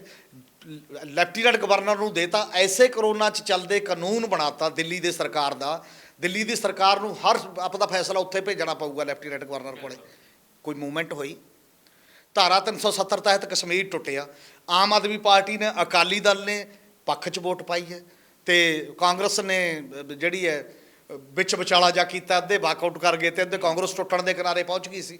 ਨਾਗਰਿਕ ਸੋਧ ਬਿੱਲ ਦੇ ਤੁਸੀਂ ਸਾਰੇ ਪੱਖ 'ਚ ਵੋਟ ਪਾ ਰਹੇ ਹੋ, ਬਾਕੀ ਦੀਆਂ ਜਿੰਨੀਆਂ ਚੀਜ਼ਾਂ ਹੋ ਰਹੀਆਂ ਨੇ ਤੁਸੀਂ GST ਦੇ ਤੁਸੀਂ ਪੱਖ 'ਚ ਵੋਟ ਪਾ ਰਹੇ ਹੋ, ਜਿਹਨੇ ਰਾਜਾਂ ਦਾ ਅਧਿਕਾਰ ਖੋਹ ਲਿਆ। ਪੰਜਾਬ ਦੀ ਲੜਾਈ ਹੋਣ ਦੀ ਲੜਾਈ ਮਹਾਰਾਜਾ ਰਣਜੀਤ ਸਿੰਘ ਤੋਂ ਲੈ ਕੇ ਚੱਲ ਰਹੀ ਹੈ ਕਿ ਅਸੀਂ ਇੱਕ ਇੰਡੀਪੈਂਡੈਂਟ ਸਟੇਟ ਹਾਂ, ਸਾਡੀ ਸਟੇਟ ਸਾਨੂੰ ਆਪ ਚਲਾਉਣ ਦਾ ਮੌਕਾ ਮਿਲਣਾ ਚਾਹੀਦਾ ਹੈ, ਸਾਡੀ ਸਟੇਟ ਦੀ ਖਾਸੀਅਤ ਖਾਸ ਹੈ ਤੇ ਉਹਦੇ ਲਿਹਾਜ਼ ਨਾਲ ਕੇਂਦਰ ਨਹੀਂ। ਹੁਣ ਬਿਜਲੀ ਬਿੱਲਾਂ ਤੇ ਅੱਜ ਦੇ ਤੇ ਵੀ ਇਹੀ ਹੋ ਰਿਹਾ, ਚਾਹੇ ਬਿਜਲੀ ਦਾ ਬਿੱਲ ਹੈ ਚਾਹੇ ਖੇਤੀ ਦੇ ਨੇ, ਕਿ ਕੇਂਦਰ ਸਰਕਾਰ ਨੂੰ ਹੱਕ ਨਹੀਂ ਕਿਉਂਕਿ ਸਟੇਟ ਸਬਜੈਕਟ ਹੈ, ਉਹਦੇ ਤੇ ਲੜ ਕੌਣ ਰਿਹਾ। ਪੰਜਾਬ ਦੀ ਬੁਨਿਆਦੀ ਲੜਾਈ ਤਾਂ ਕੋਈ ਲੜ ਹੀ ਨਹੀਂ ਰਹੀ ਨਾ। ਪਾਰਟੀਆਂ ਜਿਹੜੀਆਂ ਸਾਰੀਆਂ ਤੇਰਾ ਸ਼ੋਸ਼ੇਬਾਜ਼ੀ 'ਚ ਆ ਰਹੀਆਂ ਨੇ ਪਰ ਇਲੈਕਸ਼ਨ ਲੜਨ ਦੇ ਲਈ, ਇਹਨਾਂ ਦਾ ਉਹਦੇ ਨਾਲ ਸੰਬੰਧ ਨਹੀਂ ਹੈ। ਫਿਰ ਜਿਹੜਾ ਕਾਰਪੋਰੇਟ ਡਿਵੈਲਪਮੈਂਟ ਦਾ ਮਾਡਲ ਹੈ ਉਹਨੇ ਪੰਜਾਬ ਦਾ ਭੱਠਾ ਬਿਠਾਤਾ। ਵਿਗਿਆਨੀਆਂ ਦਾ ਕਹਿਣਾ 2039 ਤੱਕ ਪੰਜਾਬ ਬੰਜਰ ਹੋ ਜਾਏਗਾ ਜੇਕਰ ਪਾਣੀ ਦਾ ਮਿਸਯੂਜ ਇਸੇ ਤਰ੍ਹਾਂ ਰਿਹਾ, ਕਿਉਂਕਿ ਝੋਨੇ 'ਚ ਅਸੀਂ ਚੌਲ ਨਹੀਂ ਭੇਜਦੇ, 1 ਕਿਲੋ ਚੌਲ ਉਗਾ ਕੇ ਅਸੀਂ 5000 ਲੀਟਰ ਪਾਣੀ ਡਰੇਨ ਕਰ ਰਹੇ ਹਾਂ, ਪਾਣੀ ਭੇਜ ਰਹੇ ਹਾਂ ਤੇ ਪਾਣੀ ਮੁੱਕਦਾ ਜਾ ਰਿਹਾ, ਬੁਰਾ ਹਾਲ ਹੈ। 5 ਪਾਣੀਆਂ ਦੀ ਧਰਤੀ ਬੰਜਰ ਹੋ ਜਾਊਗੀ, ਇਹ ਕਿਸੇ ਨੇ ਸੁਪਨੇ 'ਚ ਵੀ ਨਹੀਂ ਸੋਚਿਆ ਹੋਣਾ। 1985 ਤੋਂ ਲੈ ਕੇ ਜੌਲ ਕਮੇਟੀ ਦੀ ਰਿਪੋਰਟ ਦੀ ਰਿਕਮੈਂਡੇਸ਼ਨ ਹੈ, ਅੱਜ ਤੱਕ ਜਿੰਨੀਆਂ ਵੀ ਸਰਕਾਰਾਂ ਆਈਆਂ ਕਿਸੇ ਨੇ ਕੋਈ ਇਹਦੇ 'ਤੇ ਕੰਮ ਕੀਤਾ, ਕੋਈ ਗੱਲ ਕੀਤੀ ਕਿ ਇਹ ਚੀਜ਼ਾਂ ਬਹੁਤ ਵੱਡੀਆਂ ਨੇ, ਜਿੰਦਾ ਮਤਲਬ ਗੁਰਬਾਣੀ ਕਹਿੰਦੀ ਹੈ ਪਹਿਲਾਂ ਪਾਣੀ ਜਿਉ ਹੈ ਜਿਤ ਹਰਿਆ ਸਭ ਕੋਏ। ਪਾਣੀ ਤੋਂ ਬਿਨਾਂ ਤਾਂ ਬਨਸਪਤੀ ਵੀ ਜਿੰਦਾ ਨਹੀਂ ਰਹਿੰਦੀ, ਮਨੁੱਖ ਵੀ ਨਹੀਂ ਰਹਿੰਦਾ। ਬੁਨਿਆਦੀ ਸਵਾਲ ਹੈ, ਉਹ ਤੁਹਾਡੇ ਏਜੰਡੇ ਦਾ ਹਿੱਸਾ ਹੀ ਨਹੀਂ ਹੈ। ਬਿਲਕੁਲ, ਤੁਸੀਂ ਪਾਣੀਆਂ ਦੀ ਗੱਲ ਕੀਤੀ ਹੈ, ਪਾਣੀਆਂ ਦਾ ਵੀ ਘਾਣ ਹੋਇਆ ਤੇ ਇਸੇ ਧਰਤੀ ਤੇ ਬਾਣੀਆਂ ਦੀ ਧਰਤੀ ਦੇ ਉੱਤੇ ਬਾਣੀਆਂ ਦਾ ਵੀ ਘਾਣ ਹੋਇਆ, ਜੇ ਜਿੱਦਾਂ ਦੀਆਂ ਸਥਿਤੀਆਂ ਇਸ ਸਮੇਂ ਬਣੀਆਂ। ਹੁਣ ਜਦੋਂ ਅਸੀਂ ਕਹਿੰਦੇ ਕਿ ਸਿਆਸੀ ਪਾਰਟੀਆਂ ਆਹ ਵਾਲੀ ਪੋਲਿਟਿਕਸ ਕਰਦੀਆਂ, ਮੁਫਤ ਵਾਲੀ ਪੋਲਿਟਿਕਸ ਕਰਦੀਆਂ ਨੇ, ਮੂਲ ਮੁੱਦਿਆਂ ਤੋਂ ਹਟ ਕੇ ਘੁਮਾ ਕੇ ਗੱਲ ਕਰਦੀਆਂ ਨੇ ਤਾਂ ਕਿ ਉਸ ਪਾਸੇ ਵੱਲ ਨਾ ਜਾਇਆ ਜਾਵੇ। ਹੁਣ ਮੁੱਦਿਆਂ ਦੀ ਗੱਲ ਕੀਤੀ, ਤਾਕਤਾਂ ਦਾ ਕੇਂਦਰੀਕਰਨ, ਵਿਕੇਂਦਰੀਕਰਨ ਕਰਨ ਦੀ ਥਾਂ ਕੇਂਦਰੀਕਰਨ ਕਰਨ ਦੀ ਗੱਲ ਜਿਹੜੀ ਉਹ ਚੱਲਦੀ ਪਈ ਹੈ। ਸੰਘੀ ਢਾਂਚੇ ਦੇ ਬਾਰੇ ਸਰਕਾਰ ਨੇ ਇਹ ਤੱਕ ਕਹਿ ਦਿੱਤਾ ਸੰਸਦ ਦੇ ਵਿੱਚ ਕਿ ਸਾਡਾ ਸੰਘੀ ਢਾਂਚਾ ਅਮਰੀਕਾ ਵਰਗਾ ਨਹੀਂ ਹੈ, ਐਵੇਂ ਵਹਿਮ 'ਚ ਨਾ ਰਹੀਓ, ਇਹ ਸੰਘੀ ਢਾਂਚਾ ਕਿਸੇ ਹੋਰ ਤਰੀਕੇ ਦਾ ਜਿੱਥੇ ਕੇਂਦਰ ਸਭ ਤੋਂ ਵੱਡਾ ਆ, ਇਹੀ ਅਸਲ ਤਾਕਤ ਦਾ ਧੁਰਾ ਜਿਹੜਾ ਉਹ ਬਣਿਆ ਰਹੇਗਾ। ਹੁਣ ਇਹ ਇੱਕ ਮੂਲ ਮੁੱਦਾ ਹੋ ਗਿਆ। ਪੰਜਾਬ ਦੇ ਸੰਦਰਭ ਦੇ ਵਿੱਚ ਹੋਰ ਕਿਹੜੇ ਮੂਲ ਮੁੱਦੇ ਆ ਜਿਨ੍ਹਾਂ ਨੂੰ ਪਾਰਟੀਆਂ ਇਸ ਸਮੇਂ ਐਡਰੈਸ ਨਹੀਂ ਕਰ ਰਹੀਆਂ? ਉਹਨਾਂ ਦੇ ਪੈਰਲਲ ਆਹ ਚੀਜ਼ਾਂ ਖੜੀਆਂ ਕਰਕੇ, ਜਿੱਦਾਂ ਕਬੂਤਰ ਬਿੱਲੀ ਨੂੰ ਦੇਖ ਕੇ ਅੱਖਾਂ ਬੰਦ ਕਰ ਲੈਂਦਾ, ਲੋਕਾਂ ਨੂੰ ਕਹਿੰਦੇ ਕਿ ਇੱਦਾਂ ਅੱਖਾਂ ਬੰਦ ਕਰ ਲਓ, ਮੁਸੀਬਤ ਜਿਹੜੀ ਉਹ ਟਲ ਜਾਏਗੀ। ਦੋ ਬੁਨਿਆਦੀ ਮੁੱਦੇ ਤਿੰਨ ਨੇ ਪੰਜਾਬ ਦੇ ਜਿਹੜੇ ਮੈਨੂੰ ਇਹ ਲੱਗਦੇ ਨੇ। ਨੰਬਰ 1 ਤਾਂ ਇਹ ਹੈ ਕਿ ਇਹੀ ਫੈਡਰਲਿਜ਼ਮ ਦਾ ਇਸ਼ੂ ਤਾਂ ਹੈ ਹੀ ਹੈ ਬਹੁਤ ਵੱਡਾ, ਕਿਉਂਕਿ ਪੁਰਾਣੀ ਖਾਸਾ ਲੜਾਈਆਂ ਵੀ ਹੋਈਆਂ ਪੰਜਾਬੀ ਸੂਬੇ 'ਚ, ਜਿਹੜਾ ਵੀ ਲੋਕ ਗਏ ਅਨੰਦਪੁਰ ਸਾਹਿਬ ਦੇ ਮੱਥੇ ਤੇ ਲੜਾਈਆਂ ਹੋਈਆਂ, ਉਹ ਧਾਰਮਿਕ ਐਂਗਲ ਵੱਧ ਲੈ ਗਿਆ ਤੇ ਉਹ ਬੜਾ ਲਾਸ ਵੀ ਹੋਇਆ, ਜਿਹੜਾ ਨੁਕਸਾਨ ਸਾਡੇ ਸਾਹਮਣੇ ਸੀ ਉਸ ਪੱਧਰ ਦੇ ਉੱਤੇ, ਤੇ ਮੁੜ ਕੇ ਛੱਡ ਹੀ ਗਏ। ਅਕਾਲੀ ਦਲ ਵੀ ਛੱਡ ਗਿਆ, ਸਭ ਛੱਡ ਗਏ, ਮਤਲਬ ਜਦੋਂ ਤੋਂ ਇਸ ਪੱਧਰ ਦੀ ਉੱਤੇ ਗੱਲ ਕਰ ਲਈ। ਦੂਜਾ ਸਵਾਲ, ਕਿਸੇ ਵੀ ਦੇਸ਼ ਦੇ ਵਿੱਚ ਇਹ ਠੀਕ ਹੈ ਅਮਰੀਕਾ ਵਰਗਾ ਸੈਟਅਪ ਨਹੀਂ, ਪਰ ਤੁਸੀਂ ਆਪਦਾ ਸੰਵਿਧਾਨ ਤਾਂ ਲਾਗੂ ਕਰੋਗੇ ਨਾ, ਆਪਦਾ ਕਾਨੂੰਨ ਤਾਂ ਲਾਗੂ ਕਰੋਗੇ ਕਿ ਉਹਨੂੰ ਵੀ ਧੱਜੀਆਂ ਉਡਾ ਦੋਗੇ। ਮੰਨ ਲਓ ਅਮਰੀਕਾ ਨਾ ਸੀ, ਆਪਣੇ ਤੋਂ ਲਾਗੂ ਕਰੋ। ਤੁਹਾਡੇ ਸੰਵਿਧਾਨ 'ਚ 73ਵੀਂ ਤੇ 74ਵੀਂ ਸੰਵਿਧਾਨਕ ਸੋਧਾਂ ਹੋਈਆਂ। 24 ਅਪ੍ਰੈਲ 1993 ਦਾ ਨੋਟੀਫਿਕੇਸ਼ਨ ਹੋਇਆ, 28 ਸਾਲ ਹੋ ਗਏ ਨੇ, ਅਪ੍ਰੈਲ ਵੀ ਲੰਘੇ, 28 ਤੋਂ ਉੱਪਰ ਹੀ ਸਟਾਰਟ ਹੋ ਗਿਆ ਕੰਮ। ਤੇ 29 ਡਿਪਾਰਟਮੈਂਟ ਪੰਚਾਇਤੀ ਰਾਜ ਸੰਸਥਾਵਾਂ ਦੇ ਹਵਾਲੇ ਕਰਨੇ ਸੀ, ਉਹਨਾਂ ਦੇ ਕੰਮ ਕਰਨ ਵਾਲੇ ਮੁਲਾਜ਼ਮ ਪੰਚਾਇਤੀ ਰਾਜ ਸੰਸਥਾਵਾਂ ਦੇ ਹਵਾਲੇ ਕਰਨੇ ਸੀ। ਉਹਨਾਂ ਲਈ ਜਿਹੜਾ ਸਟੇਟ ਫਾਈਨਾਂਸ ਕਮਿਸ਼ਨਰ ਰਿਕਮੈਂਡ ਕਰੂਗਾ ਉਹਨਾਂ ਬਜਟ ਪੰਚਾਇਤੀ ਰਾਜ ਸੰਸਥਾਵਾਂ ਦੇ ਹਵਾਲੇ ਕਰਨਾ ਸੀ। ਤੁਸੀਂ ਇਸ ਗੱਲ ਨੂੰ ਸੋਚ ਕੇ ਕਦੇ ਦੇਖੋ ਕਿ ਕਰਨਾਟਕਾ ਦਾ 40% ਬਜਟ ਪੰਚਾਇਤੀ ਰਾਜ ਸੰਸਥਾਵਾਂ ਦੇ ਖਾਤੇ 'ਚ ਚਲਾ ਜਾਂਦਾ, ਸਟੇਟ ਦਾ ਆਟੋਮੈਟਿਕ ਚਲਾ ਜਾਂਦਾ। ਕੇਰਲਾ ਦਾ 20% ਤੋਂ ਜ਼ਿਆਦਾ ਬਜਟ ਚਲਾ ਜਾਂਦਾ, ਇਹ ਕੇਂਦਰੀ ਗ੍ਰਾਂਟਾਂ ਤੋਂ ਬਿਨਾਂ ਦੀ ਗੱਲ ਹੈ। ਉੱਥੇ DC ਨਹੀਂ ਲੱਗਣਾ ਚਾਹੁੰਦਾ ਕੋਈ ਛੇਤੀ, ਜ਼ਿਲ੍ਹਾ ਪ੍ਰੀਸ਼ਦ ਦਾ ਮੈਂਬਰ ਸੈਕਟਰੀ ਲੱਗਣਾ ਚਾਹੁੰਦਾ, ਕਿਉਂਕਿ ਜਿੱਥੇ ਪੈਸਾ ਬੰਦਾ ਤਾਂ ਉਹ ਲੱਗਣਾ ਚਾਹੁੰਦਾ ਉਸ ਪੱਧਰ ਦਾ। ਸਾਡੇ ਇੱਕ ਪੰਜੇ ਨਹੀਂ ਬਜਟ 'ਚੋਂ ਜਾ ਰਹੀ, ਇੱਕ 5 ਪੈਸੇ ਪਿਛਲੇ ਸਾਲਾਂ 'ਚ 10 ਸਾਲਾਂ 'ਚ ਨਹੀਂ ਗਏ। ਇਹ ਸਾਡੇ ਸੂਬੇ ਦਾ ਹਾਲ ਹੈ। ਅੱਜ ਤੱਕ ਇੱਕ ਵੀ ਪਾਰਟੀ ਕਦੇ ਇਸ ਗੱਲ 'ਤੇ ਲੜੀ ਕਿ ਇਹ ਜਿਹੜਾ ਸੰਵਿਧਾਨ ਹੈ ਲਾਗੂ ਕਿਉਂ ਨਹੀਂ ਹੋ ਰਿਹਾ, ਉਹਨਾਂ ਨੂੰ ਜਿਹੜੇ ਅਧਿਕਾਰ ਦੇਣੇ ਨੇ ਉਹ ਅਧਿਕਾਰ ਦਿੱਤੇ ਕਿਉਂ ਨਹੀਂ ਜਾ ਰਹੇ, ਜਾਂ ਜੇ ਇੱਦਾਂ ਕਰ ਦਿੱਤਾ ਤੇ ਸਾਡੇ ਨੇਤਾ ਜੀ ਫਿਰ ਚੈੱਕ ਕਿੱਦਾਂ ਵੱਢਣਗੇ ਪੰਚਾਇਤਾਂ ਨੂੰ? ਰੌਲਾ ਹੀ ਉਹੀ ਹੈ ਨਾ, ਤੱਕ ਉਹ ਕਬਜ਼ਾ, ਜਿਹੜਾ ਤਾਕਤ ਦਾ ਕਬਜ਼ਾ ਵੀ ਜਿਹੜਾ ਕੇਂਦਰ ਲੈ ਗਿਆ ਉਹ ਤਾਂ ਲੈ ਗਿਆ, ਇੱਥੇ ਵਾਲਾ ਤਾਂ ਆਪਣੇ ਕਬਜ਼ੇ 'ਚ ਰੱਖੋ, ਆਪਾਂ ਹੇਠਾਂ ਕਿਉਂ ਦੇਣਾ? ਔਰ ਫਿਰ ਕੀ ਕਰਦੇ ਹਾਂ ਅਸੀਂ, ਪਿੰਡਾਂ 'ਚ ਧੜੇ ਬਣਾਉਂਦੇ ਹਾਂ। ਪਿੰਡਾਂ ਦੇ ਵਿੱਚ ਪੰਚਾਇਤਾਂ ਪਿੰਡਾਂ ਦੀਆਂ ਨਹੀਂ ਰਹਿਣ ਦਿੰਦੇ, ਕਾਂਗਰਸੀ, ਅਕਾਲੀ, ਆਪ, ਕਾਮਰੇਡ, BSP, ਜੋ ਵੀ ਵੱਖ-ਵੱਖ ਧਿਰਾਂ ਨੇ, ਉਹਨਾਂ ਨੇ ਪਿੰਡ ਤੋੜਤੇ ਬਹੁਤ ਬੁਰੀ ਤਰ੍ਹਾਂ। ਤੋੜੇ ਹੋਏ ਜਿਹੜੇ ਨੁਮਾਇੰਦੇ ਨੇ ਉਹਨਾਂ 'ਚ ਹਿੰਮਤ ਹੀ ਨਹੀਂ ਹੈ, 1 ਲੱਖ ਨੁਮਾਇੰਦਾ ਚੁਣਿਆ ਜਾਂਦਾ। ਉਹ ਨੁਮਾਇੰਦਿਆਂ ਨੇ ਪਹਿਲਾਂ ਇੱਕ ਪੰਚਾਇਤ ਯੂਨੀਅਨ ਬਣੀ ਸੀ ਜਿਹੜੇ ਇਹ ਮੁੱਦੇ ਥੋੜ੍ਹੇ ਜਿਹੇ ਉਠਾਉਣ ਲੱਗੀ ਸੀ ਕਿਸੇ ਨਾ ਕਿਸੇ ਰੂਪ ਦੇ ਵਿੱਚ। ਮੁੜ ਕੇ ਕਿਉਂਕਿ ਪੰਚਾਇਤਾਂ ਦੀ ਤਾਂ ਤੁਸੀਂ ਸੰਘੀ ਘੁੱਟ ਲੈਂਦੇ ਹੋ ਇਸ ਸਾਰੇ ਮਾਮਲੇ 'ਚ, ਪਰ ਉਹਦਾ ਇੱਕ ਬੁਨਿਆਦੀ ਸਵਾਲ ਹੈ, ਪੰਚਾਇਤੀ ਰਾਜ ਦੇ 29 ਗੱਲਾਂ ਵੀ ਛੱਡ ਦਿਓ, ਇਹ ਰਵਾਇਤੀ ਪਾਰਟੀਆਂ ਵੀ ਛੱਡ ਦਿਓ, ਇਹਨਾਂ ਨੇ ਤਾਂ ਕਰਨਾ ਨਹੀਂ ਹੈ ਨਾ। ਅਕਾਲੀ ਦਲ, ਹਾਲਾਂਕਿ ਅਕਾਲੀ ਦਲ ਦਾ ਵਿਰਸਾ ਵੀ ਸੰਗਤ ਦਾ ਵਿਰਸਾ ਹੈ, ਪੰਗਤ ਦਾ ਵਿਰਸਾ ਹੈ, ਲੰਗਰ ਦਾ ਵਿਰਸਾ ਹੈ, ਔਰ ਗੁਰੂ 20 ਵਿਸਵੇ ਤੇ ਸੰਗਤ 21 ਵਿਸਵੇ ਦਾ ਵਿਰਸਾ ਹੈ, ਇਹਨਾਂ ਨੂੰ ਵੀ ਇਹ ਲਾਗੂ ਕਰਨਾ ਚਾਹੀਦਾ ਸੀ। ਔਰ ਇਸੇ ਤਰ੍ਹਾਂ ਆਪ ਤਾਂ ਜਨਮ ਇਸ 'ਚੋਂ ਲਈ ਕਿ ਕੇਜਰੀਵਾਲ ਨੇ ਖੁਦ ਇੱਕ ਕਿਤਾਬ ਲਿਖੀ ਸਵਰਾਜ। ਸਵਰਾਜ ਦੇ ਵਿੱਚ ਉਹ ਕਹਿੰਦਾ ਸੀ, ਉਹਨਾਂ ਸਾਰੀਆਂ ਗ੍ਰਾਮ ਸਭਾਵਾਂ ਦਾ ਜ਼ਿਕਰ ਹੈ ਕਿ ਐਂ ਗ੍ਰਾਮ ਸਭਾ ਨੇ ਐਂ ਕੀਤਾ, ਗ੍ਰਾਮ ਸਭਾ ਜਦੋਂ RTI 'ਚ ਕੰਮ ਕਰਦਾ ਸੀ। ਉਹ ਸਵਰਾਜ ਕਿਹੜੇ ਖੱਲ ਖੂੰਜੇ ਸਿੱਟਤਾ। ਆਮ ਆਦਮੀ ਪਾਰਟੀ ਨੇ 2014 ਤੋਂ ਬਾਅਦ ਇਸ ਗ੍ਰਾਮ ਸਭਾ ਨੂੰ ਸਰਗਰਮ ਕਰਨ ਦੇ ਲਈ, ਗ੍ਰਾਮ ਸਭਾ ਦੇ ਮੁਤਾਬਕ ਇਹਨਾਂ ਦੇ ਹਲਕੇ ਦੇ MLA ਕਦੇ ਗਏ ਹੋਣ, ਕਦੇ ਗ੍ਰਾਮ ਸਭਾਵਾਂ ਬੁਲਾਈਆਂ ਹੋਣ, ਉਹਨਾਂ ਨੂੰ ਸਿਸਟਮ ਨੂੰ ਉਹਦੇ ਪ੍ਰਤੀ ਜਵਾਬਦੇਹ ਬਣਾਇਆ ਹੋਵੇ, ਉਹ ਏਜੰਡਾ ਹੀ ਗਾਇਬ ਹੈ। ਜਾਂ ਅੱਜ ਕਿਸੇ ਦੇ ਏਜੰਡੇ ਤੇ ਕਿਤੇ ਹੋਵੇ। ਇੱਕਾ ਦੁੱਕਾ ਕੰਮ ਕੀਤੇ ਨੇ। ਮੇਰੇ ਯਾਦ ਹੈ ਘਰਾਚੋਂ 2 ਵਾਰ ਫਸ ਗਏ ਜਦੋਂ ਇਹਨਾਂ ਦਾ ਸਰਪੰਚ ਸਸਪੈਂਡ ਕਰਤਾ। ਉਦੋਂ ਭਗਵੰਤ ਮਾਨ ਤੋਂ ਲੈ ਕੇ ਕਈਆਂ ਦੇ ਫੋਨ ਆਉਂਦੇ ਰਹੇ ਵੀ ਆਪਾਂ ਇਹਦਾ ਕਿਵੇਂ ਕਰੀਏ। ਜਦ ਉਹ ਨਿਕਲ ਜਾਂਦਾ ਉਸ ਤਰੀਕੇ ਦੇ ਨਾਲ, ਉਦੋਂ ਬਾਅਦ ਕੰਮ ਬੰਦ ਕਰ ਦਿੰਦੇ ਨੇ। ਇਸ ਲਈ ਉਹ ਜਿਹੜਾ ਮੁੱਦਾ ਲੋਕਾਂ ਦੀ ਤਾਕਤ ਦਾ, ਐਮਪਾਵਰਮੈਂਟ ਆਫ ਪੀਪਲ, ਉਹ ਬਹੁਤ ਬੜਾ ਮੁੱਦਾ ਹੈ। ਜੇ ਲੋਕਾਂ 'ਚ ਐਮਪਾਵਰ ਹੋਏਗੀ ਤਾਂ ਸੱਤਾ ਕਰਪਸ਼ਨ ਤੋਂ ਬੰਦ ਹੋਏਗੀ, ਤਾਂ ਬਾਕੀ ਚੀਜ਼ਾਂ ਤੋਂ ਬੰਦ ਹੋਏਗੀ। ਜਿੰਨਾ ਪੈਸਾ ਜਾਂਦਾ ਉਹ ਲੱਗੇਗਾ।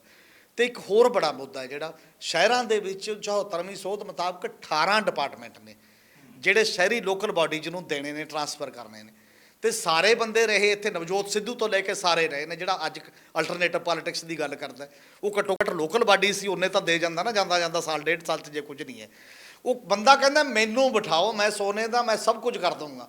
ਭਾਈ ਸਾਹਿਬ ਤੇਰੀ ਲੋੜ ਨਹੀਂ ਹੈ, ਸਿਸਟਮ ਬਣਾਓ। ਸਿਸਟਮ ਦੇ ਵਿੱਚ ਮਾੜਾ ਵੀ ਆ ਜਾਊਗਾ ਤਾਂ ਵੀ ਨਹੀਂ ਚੱਲ ਪਾਊਗਾ, ਚੰਗਾ ਆ ਜਾਊਗਾ ਤਾਂ ਚੱਲ ਜ਼ਿਆਦਾ ਕਰੂਗਾ ਹੀ ਕਰੂਗਾ। ਸਿਸਟਮ ਨਹੀਂ ਅਸੀਂ ਉਸ ਲੈਵਲ ਦਾ ਬਣਾ ਰਹੇ। ਤੇ ਇਹੀ ਇੱਕ ਤਰੀਕਾ। ਉਦੋਂ ਅਗਲਾ ਸਵਾਲ ਹੈ ਪੰਜਾਬ ਦੇ ਏਜੰਡੇ ਦਾ, ਔਰ ਉਹ ਹੈ ਗੁਆਂਢੀਆਂ ਨਾਲ ਸੰਬੰਧਾਂ ਦਾ ਸਵਾਲ। ਇਸ ਖਿੱਤੇ ਦੇ ਵਿੱਚ ਬਹੁਤ ਵੱਡਾ ਇੱਕ ਕਾਰਨਾਮਾ ਵਾਪਰਿਆ ਸੀ, ਜਿਹਨੂੰ ਅਸੀਂ ਕ੍ਰਿਸ਼ਮਾ ਵੀ ਕਹਿ ਸਕਦੇ ਹਾਂ ਇੱਕ ਟਾਈਪ ਦਾ, ਕਿ ਜਦੋਂ ਪਾਕਿਸਤਾਨ ਤੇ ਜਿਹੜੀ ਭਾਰਤ ਦੇ ਵਿੱਚ ਡਾਇਲੌਗ ਬੰਦ ਹੈ, ਗੱਲ ਤੱਕ ਨਹੀਂ ਸੀ ਹੋ ਰਹੀ, ਉਹਨਾਂ ਸਮਿਆਂ ਦੇ ਵਿੱਚ ਗੁਰੂ ਨਾਨਕ ਸਾਹਿਬ ਦੇ 550 ਸਾਲਾਂ ਤੇ ਜਿਹੜਾ ਕੋਰੀਡੋਰ ਖੁੱਲ੍ਹ ਗਿਆ, ਡੇਰਾ ਬਾਬਾ ਨਾਨਕ ਦਾ ਜਿਹੜਾ ਉਹ ਰਸਤਾ ਖੁੱਲ੍ਹ ਗਿਆ ਤੇ ਬਿਨਾਂ ਵੀਜ਼ੇ ਤੋਂ ਜਾਣ ਦੀ ਇੱਕ ਇਜਾਜ਼ਤ ਮਿਲ ਗਈ। ਹੁਣ ਕਰੋਨਾ ਦੀ ਆੜ 'ਚ ਉਹ ਵੀ ਬੰਦ ਹੈ। ਉਹ ਵੀ ਤਾਂ ਵੀ ਫਲਾਈਟਾਂ ਜਾਂਦੀਆਂ ਨੇ, ਇੱਧਰ ਉੱਧਰ ਜਾਂਦੀਆਂ ਨੇ, ਇੱਥੇ ਤਾਂ ਕੋਈ ਗੱਲ ਨਹੀਂ ਹੈ। ਔਰ ਉਹ ਇੱਕ ਤਰੀਕਾ ਸੀ। ਦੋਨੇ ਦੇਸ਼ ਦੇ ਪ੍ਰਧਾਨ ਮੰਤਰੀਆਂ ਨੇ ਇੱਕ ਗੱਲ ਕਹੀ ਉਦੋਂ ਜਦੋਂ ਉਦਘਾਟਨ ਕਰਨਾ ਸੀ ਕਿ ਇਹ ਬਰਲਿਨ ਦੀ ਦੀਵਾਰ ਡਿੱਗਣ ਵਾਂਗ ਹੈ। ਜਦੋਂ 2 ਜਰਮਨ 1945 'ਚ ਟੁੱਟ ਗਏ ਸੀ, ਉਵੇਂ ਹੈ। ਉਹ ਇੱਕ ਬਹੁਤ ਵੱਡਾ ਰਸਤਾ ਹੈ ਕਿ ਜੇਕਰ ਬਾਰਡਰ ਖੋਲ੍ਹਣ ਦਾ ਇੱਕ ਗੱਲ ਚੱਲੇ, ਪੰਜਾਬ ਵਰਗੇ ਜਿਹੜੇ ਸਰਹੱਦੀ ਸੂਬੇ ਨੇ, ਜੇ ਇੱਥੇ ਖੇਤੀ 'ਚੋਂ ਮੁਨਾਫਾ ਲੈਣਾ ਤਾਂ ਬਾਰਡਰ ਖੋਲ੍ਹਣਾ ਪਏਗਾ। ਜੇ ਇੱਥੇ ਰੁਜ਼ਗਾਰ ਪੈਦਾ ਕਰਨਾ ਤਾਂ ਬਾਰਡਰ ਖੋਲ੍ਹਣਾ ਪਏਗਾ। ਜੇਕਰ ਇੱਥੇ ਹੋਰ ਬਹੁਤ ਸਾਰੀਆਂ ਜਿਹੜੀਆਂ ਆਪਸੀ ਜਿਹੜੀਆਂ ਚੀਜ਼ਾਂ ਨੇ ਉਹ ਕਰਨੀਆਂ ਨੇ, ਕਿਉਂਕਿ ਸਾਡਾ ਕਲਚਰ, ਸਾਡੀ ਵਿਰਾਸਤ, ਸਾਡਾ ਬਹੁਤ ਕੁਝ ਸਾਂਝਾ ਹੈ ਆਪਸ ਦੇ ਵਿੱਚ ਜਿਹੜੀਆਂ ਚੀਜ਼ਾਂ ਨੇ। ਔਰ ਜਿਹੜੀਆਂ ਜੰਗਾਂ 'ਤੇ ਪੈਸਾ ਲੱਗ ਰਿਹਾ, ਜੰਗਾਂ 'ਤੇ ਅਸੀਂ ਨਫ਼ਰਤ ਫੈਲਾ ਰਹੇ ਹਾਂ, ਉਹ ਬਚਿਆ ਹੋਇਆ ਪੈਸਾ ਵੀ ਸਾਡਾ ਇੱਧਰ ਲੱਗ ਸਕਦਾ। ਇਸ ਲਈ ਸਿਆਸਤ ਜਿਹੜੀ ਪੀਸ ਦੀ ਹੈ, ਅਮਨ ਦੀ ਹੈ, ਔਰ ਉਹ ਅਮਨ ਦੀ ਜਿਹੜੀ ਅਰਦਾਸਾਂ 'ਚ ਹੁੰਦੀ ਹੈ, ਰੋਜ਼ ਪੰਜਾਬ ਦੇ ਵਿੱਚ ਅਰਦਾਸਾਂ ਕਰਦੇ ਨੇ ਲੋਕ, ਤੇ ਪੋਲੀਟਿਕਸ ਅਰਦਾਸਾਂ ਤੋਂ ਬਿਲਕੁਲ ਉਲਟ ਹੈ। बिल्कुल राहत इंदौरी का शेर भी है, मेरा ख्याल है कि सरहद पे बहुत तनाव है क्या, पता करो देश में चुनाव है क्या। सो वो पॉलिटिक्स इस तरीके ਨਾਲ ਚੱਲਦੀ ਹੈ। ਜਦੋਂ ਮੂਲ ਮੁੱਦਿਆਂ ਦੀ ਗੱਲ ਕਰਦੇ ਹਾਂ, ਪੰਜਾਬ ਦੀ ਨੌਜਵਾਨੀ ਨੂੰ ਰੁਜ਼ਗਾਰ ਕਿਵੇਂ ਦੇਣਾ, ਕੋਈ ਪਾਰਟੀ ਅਜੇ ਤੱਕ ਇਹਦੇ ਬਾਰੇ ਰੋਡ ਮੈਪ ਨਹੀਂ ਦੇ ਰਹੀ। ਪੰਜਾਬ ਦੀ ਨੌਜਵਾਨੀ ਨੂੰ ਵਿਦੇਸ਼ਾਂ ਵੱਲ ਜਿਹੜੀ ਲੱਗੀ ਹੋਈ ਉਹਦੀ ਦੌੜ ਆ, ਉਹਦੇ ਤੋਂ ਸੁਰਖਰੂ ਕਰਵਾ ਕੇ ਪੰਜਾਬ ਦੇ ਨਾਲ ਕਿਵੇਂ ਜੋੜਨਾ ਆ, ਉਹਦੇ ਬਾਰੇ ਕੋਈ ਚਰਚਾ ਨਹੀਂ ਚੱਲਦੀ। ਪੰਜਾਬ ਦੀ ਕਿਸਾਨੀ ਨੂੰ ਕਿਵੇਂ ਲਾਹੇਵੰਦ ਧੰਦਾ ਬਣਾਉਣਾ ਆ, ਘਾਟੇ ਵਾਲਾ ਖੁਦਕੁਸ਼ੀਆਂ ਵਾਲਾ ਧੰਦਾ ਜਿਹੜਾ ਉਹ ਬਣਨ ਦੀ ਥਾਂ ਤੇ ਉਹਦੇ ਬਾਰੇ ਕੋਈ ਗੱਲ ਨਹੀਂ ਕਰਦੀ। ਲੱਗਦਾ ਨਹੀਂ ਕਿ ਆਹ ਜਿਹੜੇ ਮੂਲ ਮੁੱਦੇ ਆ ਜਿਹੜੇ ਕੋਰ ਨਾਲ ਜੁੜੇ ਹੋਏ ਆ ਪੰਜਾਬ ਦੀ, ਕਿਉਂਕਿ ਜੇ ਆਰਥਿਕ ਤੌਰ ਤੇ ਅਸੀਂ ਮਜ਼ਬੂਤ ਆ ਤਾਂ ਹੋਰ ਬਹੁਤ ਬੜੇ ਪਾਸਿਆਂ ਵੱਲ ਅਸੀਂ ਹੋ ਜਾਂਦੇ ਹਾਂ। ਬੌਧਿਕ ਪੱਧਰ ਤੇ ਵੀ ਕੰਗਾਲ ਜਿਹੜਾ ਉਹ ਪੰਜਾਬ ਇੱਕ ਤਰੀਕੇ ਨਾਲ ਹੋ ਚੁੱਕਾ ਹੈ। ਕੋਈ ਚੱਜ ਦੀ ਗੱਲ ਵੀ ਨਹੀਂ ਹੁੰਦੀ ਇੱਥੇ ਹਰ ਤਰੀਕੇ ਨਾਲ, ਉਹ ਚੀਜ਼ਾਂ ਕੋਈ ਪਾਰਟੀ ਐਡਰੈਸ ਨਹੀਂ ਕਰਦੀ। ਹੁਣ ਲੋਕਾਂ ਨੂੰ ਕੌਣ ਦੱਸੇ ਕਿ ਅਸਲ ਮੂਲ ਮੁੱਦੇ ਤਾਂ ਪੰਜਾਬ ਦੇ ਆ ਨੇ। ਤੁਸੀਂ ਆ ਜਿਹੜੇ ਪਾਰਟੀਆਂ ਦੇ ਨਾਅਰੇ ਨੇ, ਜਿਹੜੇ ਦਾਅਵੇ ਨੇ, ਜਿਹੜੇ ਵੱਡੇ ਵੱਡੇ ਇਹਨਾਂ ਦੇ ਨੀਤੀ ਕਾੜੇ ਘੜਕੇ ਦੇ ਦਿੰਦੇ ਆ, ਤੁਕਬੰਦੀਆਂ, ਇਹੀ ਸਾਰਾ ਕੁਝ ਨਹੀਂ ਆ। ਇਹਦੇ ਤੋਂ ਪਰੇ ਮੂਲ ਬਹੁਤ ਕੁਝ ਪਿਆ। ਕੌਣ ਉਹਨਾਂ ਤੱਕ ਗੱਲ ਪਹੁੰਚਾਵੇ? ਇਹਨਾਂ ਪਾਰਟੀਆਂ ਦੇ ਵਿੱਚ ਤੁਹਾਨੂੰ ਲੱਗਦਾ ਕਿ ਕੁਝ ਲੋਕ ਹੈਗੇ ਜਿਹੜੇ ਕੰਮ ਕਰਦੇ, ਜਾਂ ਸਾਰੀਆਂ ਪਾਰਟੀਆਂ ਇੱਕੋ ਹੀ ਜਗ੍ਹਾ ਤੇ ਬੈਠੀਆਂ ਨੇ, ਉਹੀ ਕੰਮ ਕਰਦੀਆਂ ਨੇ ਜੋ ਬਾਕੀ ਕਰਦੀਆਂ ਨੇ, ਨਕਲ ਮਾਰਦੀਆਂ ਨੇ, ਪਰ ਉਹਦੇ ਤੋਂ ਗਾਂਹ ਅਕਲ ਦੀ ਗੱਲ ਨਹੀਂ ਕਰਦੀਆਂ? ਮੈਨੂੰ ਲੱਗਦਾ ਕਿ ਜਿਹੜੀਆਂ ਸੱਤਾ ਦੀਆਂ ਦਾਅਵੇਦਾਰ ਮੇਨ ਸਟ੍ਰੀਮ ਤਿੰਨੋਂ ਪਾਰਟੀਆਂ ਪੰਜਾਬ 'ਚ ਜੇ ਚਾਰ ਹੋ ਗਈਆਂ, ਬੀਜੇਪੀ ਉੱਡੀ ਹੈ ਜੇ ਸੱਤਾ ਦੀ ਦਾਅਵੇਦਾਰ ਨਹੀਂ ਹੈ, ਮਤਲਬ ਅਕਾਲੀ ਬੀਐਸਪੀ ਅਲਾਇੰਸ ਹੋ ਗਿਆ, ਕਾਂਗਰਸ ਹੋ ਗਈ ਤੇ ਆਮ ਆਦਮੀ ਪਾਰਟੀ ਹੋ ਗਈ, ਜਿਹੜੀਆਂ ਅੱਜ ਕੱਲ੍ਹ ਉਸ ਲੈਵਲ ਤੇ ਨੇ। ਇਹਨਾਂ ਦਾ ਕਿਸੇ ਦਾ ਏਜੰਡਾ ਨਹੀਂ ਹੈ ਕਿ ਲੋਕਾਂ ਨੂੰ ਇਹ ਦੱਸਿਆ ਜਾਏ। ਜੇ ਇਹ ਦੱਸਣਗੇ ਤਾਂ ਉਹ ਫਿਰ ਹਿੱਸੇਦਾਰੀ ਨਹੀਂ ਪੈਂਦੀ ਸਾਰੇ ਕੰਮਾਂ ਦੇ ਵਿੱਚੋਂ, ਫਿਰ ਉਹ ਕੰਮ ਗੜਬੜ ਹੋ ਜਾਂਦਾ। ਔਰ ਦੂਜੀ ਗੱਲ ਇਹ ਹੈ ਕਿ ਇਹ ਦੱਸਣ ਦੀ ਜ਼ਿੰਮੇਵਾਰੀ ਤਾਂ ਪੰਜਾਬ ਦੇ ਬੌਧਿਕ ਤਬਕੇ ਦੀ ਵੀ ਹੈ। ਉਹ ਲੇਖ ਲਿਖਣ, ਉਹ ਜ਼ੁਬਾਨੀ ਸੈਮੀਨਾਰ ਕਰਨ, ਲੋਕਾਂ ਨੂੰ ਜਾਗਰੂਕ ਕਰਨ। ਸਾਡਾ ਕ੍ਰਾਈਸਿਸ ਅਸਲ ਦੇ ਵਿੱਚ ਇਹ ਹੈ ਕਿ ਸਾਡਾ ਬਹੁਤ ਵੱਡਾ ਹਿੱਸਾ ਬੌਧਿਕ ਤਬਕੇ ਦਾ ਵੀ ਮੁੜ ਕੇ ਉਹ ਸਰੋਕਾਰਾਂ ਨਾਲੋਂ ਟੁੱਟ ਗਿਆ ਸੀ ਪੰਜਾਬ ਦਿਆਂ ਨੂੰ। ਉਹਨਾਂ ਦੇ ਵੀ ਬੱਚੇ ਬਾਹਰ ਚਲੇ ਗਏ ਸਾਰੇ, ਵੀ ਚੱਲ ਇੱਥੇ ਜਿੰਨਾ ਕੁ ਚਿਰ ਚੱਲਦਾ ਚਲਾਓ। ਪਰ ਇੱਕ ਗੱਲ ਹੁਣ ਕਿਸਾਨ ਅੰਦੋਲਨ ਨੇ ਇਹ ਤਬਦੀਲ ਕੀਤੀ ਹੈ ਬਹੁਤ ਵੱਡੇ ਪੱਧਰ ਤੇ, ਜਿੱਥੋਂ ਉਮੀਦ ਨਜ਼ਰ ਆਉਂਦੀ ਹੈ। ਕਿੰਨੇ ਗਾਇਕਾਂ ਦੀ ਗਾਇਕੀ ਬਦਲ ਗਈ, ਗੀਤਕਾਰਾਂ ਦੇ ਗੀਤ ਬਦਲੇ ਨੇ, ਕਲਚਰ ਬਦਲੇ ਹੈ ਤੇ ਉਹ ਮੈਦਾਨ 'ਚ ਵੀ ਆਏ ਨੇ ਲੋਕ। ਕਿੰਨੀਆਂ ਕਵਿਤਾਵਾਂ ਲਿਖੀਆਂ ਜਾ ਰਹੀਆਂ ਨੇ, ਲਿਟਰੇਚਰ ਲਿਖਿਆ ਜਾ ਰਿਹਾ। ਕਿੰਨੇ ਬੌਧਿਕ ਤਬਕੇ ਦੇ ਲੋਕ ਵੀ ਆਰਟੀਕਲ ਲਿਖ ਰਹੇ ਨੇ, ਸਟੇਜਾਂ ਤੇ ਬੋਲ ਰਹੇ ਨੇ, ਬਾਕੀ ਜਗ੍ਹਾ। ਇਹ ਇੱਕ ਉਮੀਦ ਦੀ ਕਿਰਨ ਹੈ। ਤੇ ਦੂਜਾ ਇੱਕ ਐਡਾ ਵੱਡਾ ਅੰਦੋਲਨ ਹੈ ਜਿਹੜਾ ਘਰ ਘਰ ਚੁੱਲ੍ਹੇ ਪਹੁੰਚ ਚੁੱਕਿਆ, ਲੋਕਾਂ ਦੇ ਗੱਲ ਹੋ ਰਹੀ ਹੈ। ਜਦ ਇਹ ਅੰਦੋਲਨ ਦਿੱਲੀ ਤੋਂ ਪਰਤੇ ਜਾਂ ਉਦੋਂ ਪਹਿਲਾਂ ਵੀ ਕਿਸਾਨ ਅੰਦੋਲਨ ਤੋਂ ਇਹ ਤਵੱਕੋ ਕੀਤੀ ਜਾਂਦੀ ਹੈ, ਉਹਦਾ ਇਹਨਾਂ 22 ਦੀਆਂ ਚੋਣਾਂ 'ਚ ਭੂਮਿਕਾ ਤਾਂ ਰਹੇਗੀ। ਉਹ ਰਹੇਗੀ, ਕਿੰਨੀ ਰਹੇਗੀ ਇਹ ਅਲੱਗ ਸਵਾਲ ਹੈ। ਕੀ ਉਹ ਕੋਈ ਅਲੱਗ ਟਾਈਪ ਦੀ ਧਿਰ ਬਣ ਕੇ ਇਸ ਅੰਦੋਲਨ 'ਚ ਆਉਂਦੇ ਨੇ ਜਾਂ ਅਲੱਗ ਤੌਰ ਦੀ ਧਿਰ ਨਹੀਂ ਆਉਂਦੇ, ਤਾਂ ਘੱਟੋ ਘੱਟ ਉਹ ਦੇਸ਼ ਪੰਜਾਬ ਦੇ ਸਾਹਮਣੇ, ਇਹਨਾਂ ਪਾਰਟੀਆਂ ਦੇ ਸਾਹਮਣੇ ਇੱਕ ਏਜੰਡਾ ਰੱਖ ਸਕਦੇ ਨੇ ਜ਼ਰੂਰ। ਜਿਹੜਾ ਉਹ ਹੋਂਦ ਦੀ ਲੜਾਈ ਦੀ ਗੱਲ ਕਰਦਾ ਅੰਦੋਲਨ, ਤਾਂ ਉਹ ਭਾਈ ਹੋਂਦ ਦੀ ਲੜਾਈ ਕੀ ਹੈ? ਜਿਹੜੀ ਉਹ ਫੈਡਰਲਿਜ਼ਮ ਦੀ ਲੜਾਈ ਲੜ ਰਹੇ ਨੇ, ਤਾਂ ਇਹਨਾਂ ਨੂੰ ਮਜਬੂਰ ਕਰਨ ਕਿ ਫੈਡਰਲਿਜ਼ਮ ਦਾ ਏਜੰਡਾ ਤੁਹਾਡਾ ਕਿੱਥੇ ਹੈ, ਇਹਦੇ 'ਤੇ ਲੜਦੇ ਕਿਉਂ ਨਹੀਂ? ਜਿਹੜੀ ਉਹ ਲੜ ਰਹੇ ਨੇ ਗੁਰੂ ਨਾਨਕ ਦੇ ਸਰਬੱਤ ਦੇ ਭਲੇ ਦਾ, ਜਿਹੜਾ ਮੰਜ਼ਰ ਦਿੱਲੀ ਦੀਆਂ ਹੱਦਾਂ 'ਤੇ ਹੈ ਨਾ, ਬਰੂਹਾਂ 'ਤੇ, ਇੱਕ ਦੂਜੇ ਨਾਲ ਮੁਹੱਬਤ, ਕੋਈ ਕਿਸੇ ਨੂੰ ਨਹੀਂ ਪੁੱਛਦਾ ਤੂੰ ਕਿਹੜੀ ਜਾਤ ਦਾ, ਕਿਹੜੀ ਧਰਮ ਦਾ, ਕਿੱਥੋਂ ਆਇਆ, ਇੱਕ ਦੂਜੇ ਨਾਲ ਮੁਹੱਬਤ ਬਖੇਰ ਰਿਹਾ ਜਿਹੜਾ ਕੰਮ, ਉਹ ਪਿੰਡਾਂ ਦੇ ਵਿੱਚੋਂ ਵੀ ਜਾਤ ਪ੍ਰਥਾ, ਬਾਕੀ ਚੀਜ਼ਾਂ ਨੂੰ ਖਤਮ ਕਰਨ ਲਈ ਇਹ ਏਜੰਡੇ ਦੇ ਤੌਰ 'ਤੇ, ਇੱਕ ਸਮਾਜਿਕ ਇਨਕਲਾਬ ਦੇ ਤੌਰ 'ਤੇ ਵੀ ਅੱਗੇ ਆਉਣ। ਜੇਕਰ ਉਹ ਗ੍ਰਾਮ ਸਭਾਵਾਂ ਨੂੰ ਆਪੋ ਆਪਣੇ ਪਿੰਡਾਂ 'ਚ ਖੜੀਆਂ ਕਰਨ, ਬਿਲਡ ਕਰਨ, ਸਰਗਰਮ ਕਰਨ ਉਸ ਪੱਧਰ 'ਤੇ, ਤਾਂ ਕਿ ਆਏ ਲੀਡਰਾਂ ਨੂੰ ਉਹ ਸਵਾਲ ਪੁੱਛਣ। ਜਿਹੜੀਆਂ ਵੀ ਗ੍ਰਾਮ ਸਭਾਵਾਂ ਤੇ ਜਿਹੜੀਆਂ ਪੰਚਾਇਤਾਂ ਜਾਂ ਜਨਤਕ ਜਥੇਬੰਦੀਆਂ ਹੋਣਗੀਆਂ। ਸੰਯੁਕਤ ਮੋਰਚੇ ਨੇ ਇੱਕ ਸੱਦਾ ਦਿੱਤਾ ਸੀ ਪਿਛਲੇ ਦਿਨਾਂ 'ਚੋਂ, ਅਜੇ ਅਮਲ 'ਚ ਨਹੀਂ ਆਇਆ, ਕਿ ਪਿੰਡਾਂ 'ਚ 21 ਮੈਂਬਰੀਆਂ ਕਮੇਟੀਆਂ ਬਣਾਓ, ਜਦੋਂ ਇਹ ਆਉਣਗੇ ਉਹਨਾਂ ਤੋਂ ਸਵਾਲ ਪੁੱਛਿਆ ਕਰੋ। ਔਰ ਇਹਨੂੰ ਅੱਗੇ ਤੋਰਨ ਦੀ ਗੱਲ ਹੈ। ਇਹ ਸੱਦਾ ਚੰਗਾ ਸੀ, ਪਰ ਉਹ 21 ਬੰਦਿਆਂ ਨੂੰ ਟ੍ਰੇਨਡ ਵੀ ਕਰੋ ਕਿ ਕਿਹੜੇ ਸਵਾਲ ਨੇ, ਕਿਹੜੇ ਉਹ ਪੁੱਛਣ, ਕਿਸ ਤਰੀਕੇ ਨਾਲ ਗੱਲ ਕੀਤੀ ਜਾਵੇ। ਉਹ ਇਕੱਠੇ ਤਾਂ ਹੋ ਜਾਣਗੇ, ਜਾਂ ਲੜ ਪੈਣਗੇ, ਜਾਂ ਮੁਜ਼ਾਹਰਾ ਕਰ ਦੇਣਗੇ, ਜਾਂ ਹੋਰ। ਉਹਨਾਂ ਨੂੰ ਬਿਠਾ ਕੇ ਸਲੀਕੇ ਨਾਲ ਸਾਰੇ ਬੰਦਿਆਂ ਨੂੰ। ਬਲਕਿ ਮੈਨੂੰ ਇਹ ਲੱਗਦਾ ਹੈ ਕਿ ਪਿੰਡਾਂ 'ਚ ਕਿਸਾਨ ਮੋਰਚਾ ਇੱਕ ਗੱਲ ਬੜੇ ਵੱਡੇ ਬਾਖੂਬੀ ਕਰ ਸਕਦਾ। ਹੁਣ ਵੀ ਜਿਹੜੇ ਲੀਡਰ ਆਉਣ, ਕਿਸੇ ਨੂੰ ਧੱਕੇ ਨਾਲ ਬਾਹਰ ਮੋੜਨ ਦੀ ਬਜਾਏ ਉਹ ਸਾਂਝੀ ਸਟੇਜ ਲਾਉਣ। ਉਹਨੂੰ ਕੋਈ ਇੱਕੋ ਦਿਨ ਆਓ ਸਾਡੇ ਪਿੰਡ ਤੇ ਸਾਰਾ ਪਿੰਡ ਇਕੱਠਾ ਹੋਵੇ, ਉਹਨੂੰ ਪੁੱਛੇ ਤੇਰੇ ਕੋਲ ਕੀ ਇਲਾਜ ਹੈ ਖੇਤੀ ਦਾ, ਸਾਡੀ ਦਾ ਤੂੰ ਦੱਸ। ਉਹਨੂੰ ਪੁੱਛੇ ਅਦਾਲਤ ਬੰਦਾ ਕਿ ਮਨਰੇਗਾ ਦਾ ਅੱਜ ਤੱਕ ਕਾਨੂੰਨ ਵੀ ਲਾਗੂ ਨਹੀਂ ਹੋ ਰਿਹਾ, ਤੂੰ ਕੀ ਕੀਤਾ ਅੱਜ ਤੱਕ, ਤੇਰੇ ਕੋਲ ਕੀ ਗੱਲ ਹੈ ਤਾਂ ਕਰਨ ਦਾ ਨਹੀਂ। ਪੰਜਾਬ ਦਾ ਪਾਣੀ ਮੁੱਕ ਚੱਲਿਆ, ਤੇਰੇ ਕੋਲ ਕਿਹੜੀ ਮਤਲਬ ਗਿੱਦੜ ਸਿੰਘੀ ਹੈ ਕਿ ਤੂੰ ਕਹੇਗਾ ਵੀ ਤੈਨੂੰ ਲਿਆਵਾਂਗੇ ਅਸੀਂ, ਤੂੰ ਇਹਨੂੰ ਠੀਕ ਕਰ ਦੇਗਾ। ਔਰ ਉਹਨਾਂ ਨੂੰ ਇਹ ਕੁਐਸਚਨ ਜਿਹੜੇ ਨੇ, ਸਵਾਲ ਬਿਠਾ ਕੇ ਪੁੱਛੋ, ਸਲੀਕੇ ਨਾਲ ਪੁੱਛੋ, ਕਿ ਇਹਦੀ ਬੇਇੱਜ਼ਤੀ ਨਾ ਕਰੋ। ਚਾਹੇ ਜੇ ਤੀਜੇ ਦਿਨ ਜਾਣੇ ਬੰਦ ਨਾ ਹੋ ਗਏ, ਕਿਉਂਕਿ ਲੱਤਾਂ ਕੰਬਣ ਲੱਗ ਜਾਂਦੇ ਜਿੱਥੇ ਸਵਾਲ ਹੁੰਦਾ ਹੈ, ਤੇ ਉੱਥੇ ਸਵਾਲ ਦਾ ਜਵਾਬ ਦੇਣ ਤੋਂ ਕਿਰਨਾ ਪੈਂਦਾ ਕਿਸੇ ਵੀ ਰੂਪ ਦੇ ਵਿੱਚ। ਔਰ ਉਹ ਇੱਕ ਮਾਹੌਲ ਜੇ ਪੰਜਾਬ ਦੇ ਵਿੱਚ ਐਸਾ ਮਾਹੌਲ ਬਣ ਜੇ, ਤਾਂ ਸ਼ਾਇਦ 6 ਮਹੀਨਿਆਂ ਤੱਕ ਆਉਂਦੇ ਅੱਧੇ ਐਮਐਲਏ ਖੜਨਾ ਬੰਦ ਹੋ ਜਾਣਗੇ। ਲੋਕ ਕਹਿਣਗੇ ਤੁਸੀਂ ਆਪਦੇ 'ਚ ਦੇਖ ਲਓ ਫਿਰ ਇਹੋ ਜਿਹਾ ਬੰਦਾ ਦੇਖਣਾ, ਜਿਹੜਾ ਵੀ ਮਰਜ਼ੀ ਹੈ। ਹੁਣ ਕਿਉਂਕਿ ਸਵਾਲ ਕੋਈ ਨਹੀਂ, ਜਿਹੜੀ ਪਾਰਟੀ ਦਾ ਬੰਦਾ ਉੱਥੇ ਜਾਂਦਾ, ਉਹਦੇ 10 ਬੰਦੇ ਆਲੇ ਦੁਆਲੇ ਹੋ ਜਾਂਦੇ ਨੇ। ਮੇਰੇ ਬੰਦੇ ਤੋਂ ਸਵਾਲ ਨਾ ਪੁੱਛੋ, ਇਹਦੀ ਬੇਇੱਜ਼ਤੀ ਹੋ ਜਾਊਗੀ। ਬੇਇੱਜ਼ਤੀ ਕਰਨ ਨੂੰ ਉਹ ਕਿਹੜਾ ਕੋਈ ਆਪਣੇ ਪਰਸਨਲ ਸਮਾਗਮ 'ਚ ਆਇਆ, ਉਹ ਲੋਕਾਂ ਦੀ ਡੋਮੇਨ 'ਚ ਹੈ, ਲੋਕਾਂ ਨਾਲ ਵਾਅਦੇ ਕਰਦਾ, ਲੋਕਾਂ ਦੀ ਵੋਟ ਮੰਗ ਰਿਹਾ। ਸਭ ਤੋਂ ਪਹਿਲਾ ਸਵਾਲ ਲੋਕਾਂ ਦਾ ਹੱਕ ਹੈ, ਉਹਦੇ 'ਤੇ ਸਵਾਲ ਕਰਨ ਅਤੇ ਉਹਨੂੰ ਉਹ ਜਵਾਬ ਦੇਣਾ ਯੋਗਾ ਬਣਾਉਣ। ਔਰ ਜੇ ਇਸ ਤਰੀਕੇ ਦਾ ਕੰਮ ਹੋਣ ਲੱਗ ਗਿਆ, ਤਾਂ ਘੱਟੋ ਘੱਟ ਇੱਕ ਤਾਂ ਇਹੋ ਜਿਹੇ ਨੁਮਾਇੰਦੇ ਅਸੈਂਬਲੀਆਂ 'ਚ ਜਾਣੇ ਵੈਸੇ ਹੀ ਬੰਦ ਹੋ ਜਾਣਗੇ, ਜਿਹੜੇ ਉੱਥੇ 2 ਅੱਖਰ ਨਹੀਂ ਬੋਲ ਸਕਦੇ। ਕਿਉਂਕਿ ਪਹਿਲਾਂ ਹੀ ਉਹਦੀ ਟ੍ਰੇਨਿੰਗ ਹੋ ਜੂ, ਜਦ ਲੋਕ ਸਵਾਲ ਕਰਿਆ ਕਰਨਗੇ, ਉੱਥੇ ਕੋਈ ਬੋਲਣਾ ਪਊ, ਕੋਈ ਗੱਲ ਕਰਨੀ ਪਊ, ਜਾਂ ਇੱਧਰ ਉੱਧਰ ਲਈ ਹੈ। ਦੂਸ਼ਣਬਾਜ਼ੀ ਬੰਦ ਹੋ ਜੂਗੀ, ਦੂਸ਼ਣਬਾਜ਼ੀ ਨਹੀਂ ਚੱਲੂਗੀ। ਘੱਟੋ ਘੱਟ ਲੋਕਾਂ ਦੇ ਹਾਜ਼ਰੀ ਦੇ ਵਿੱਚ ਉਹਨੂੰ ਕੋਈ ਉਹਨਾਂ ਦੇ ਸਵਾਲ ਦਾ ਜਵਾਬ ਦੇਣਾ ਪਊ, ਇੱਕ ਦੂਜੇ 'ਤੇ ਬਲੇਮ ਨਹੀਂ ਕਰਨਾ ਪਊ। ਇਹ ਇੱਕ ਮਾਹੌਲ 'ਚ ਮੈਨੂੰ ਉਮੀਦ ਜੇ ਇਸ ਸਮੇਂ ਸਰਗਰਮ ਲੱਗਦੀ ਹੈ, ਜਿਵੇਂ ਆ ਪਿਛਲੇ ਦਿਨਾਂ ਦੇ ਵਿੱਚ ਆਪਾਂ ਪਹਿਲਾਂ ਗੱਲ ਕਰ ਕਿ ਨੋਮ ਚਮਸਕੀ ਵਰਗਾ ਜਿਹੜਾ ਬੁੱਧੀਜੀਵੀ ਆਦਮੀ, ਦੁਨੀਆ ਦਾ ਸਭ ਤੋਂ ਮੰਨਿਆ ਪ੍ਰਮੰਨਿਆ ਇੱਕ ਆਦਮੀ, ਜਿਹੜਾ ਕਾਰਪੋਰੇਟ ਦੇ ਖਿਲਾਫ ਖੜਾ ਹੈ, ਉਹਨੇ ਕਿਹਾ ਕਿ ਇਹ ਅੰਦੋਲਨ ਦੁਨੀਆ ਦਾ ਲਾਈਟ ਹਾਊਸ ਬਣਨ ਜਾ ਰਿਹਾ ਹੈ। ਕਿ ਐਡੇ ਡੈਡ ਮਾਹੌਲ ਦੇ ਵਿੱਚ, ਐਡੇ ਖਾਮੋਸ਼ ਮਾਹੌਲ ਦੇ ਵਿੱਚ ਵੀ ਇਹ ਕਿਸ ਤਰੀਕੇ ਨਾਲ ਕ੍ਰਿਸ਼ਮਾ ਵਾਪਰ ਰਿਹਾ ਹੈ ਇਹ ਅੰਦੋਲਨ ਦੇ ਰੂਪ ਦੇ ਵਿੱਚ, ਇਹਨੇ ਉੱਥੇ ਤੱਕ ਤਾਰਾਂ ਹਿਲਾਈਆਂ ਹੋਈਆਂ ਨੇ। ਇਸ ਅੰਦੋਲਨ ਦਾ ਇਹ ਸਬਕ ਹੈ। ਜੇ ਪੰਜਾਬ ਦੀ ਫਿਜ਼ਾ ਨੂੰ ਨਹੀਂ ਬਦਲਦਾ ਤਾਂ ਅੰਦੋਲਨ ਦੀ ਉਨੀ ਕਾਬਲੀਅਤ ਨਹੀਂ ਰਹੂਗੀ। ਇਸ ਲਈ ਪੰਜਾਬ ਤੇ ਫੋਕਸ, ਜਿੱਥੋਂ ਇਹ ਅੰਦੋਲਨ ਸ਼ੁਰੂ ਹੋਇਆ, ਜੇ ਇਹਨੇ ਤਾਰ ਦੁਨੀਆ ਤੱਕ ਹਿਲਾਤੀ ਹੈ ਤਾਂ ਆਪਣੀ ਧਰਤੀ ਤੇ ਤਾਂ ਇਹ ਤੋਂ ਇਨਕਲਾਬ ਦੀ ਤਵੱਕੋ ਰੱਖੀ ਜਾਂਦੀ ਹੈ। ਇਹਦੇ ਤੋਂ ਸਮਾਜਿਕ ਔਰ ਸਿਆਸੀ ਦੋਨੋਂ ਗੱਲਾਂ 'ਚ ਤਬਦੀਲੀ ਦੀ ਤਵੱਕੋ ਰੱਖੀ ਜਾਂਦੀ ਹੈ, ਤਾਂ ਕਿ ਕੋਈ ਵੀ ਲੀਡਰ ਸੌਖਾ ਕਿ ਬੇਵਕੂਫ ਨਾ ਲੋਕਾਂ ਨੂੰ ਸਮਝੇ ਕਿ ਮੈਂ ਜੋ ਮਰਜ਼ੀ ਅਨਾਉਂਸ ਕਰੂੰਗਾ, ਲੋਕ ਉਹਨੂੰ ਮੰਨ ਲੈਣਗੇ, ਉਸ ਤਰੀਕੇ ਨਾਲ ਚੱਲਣਗੇ।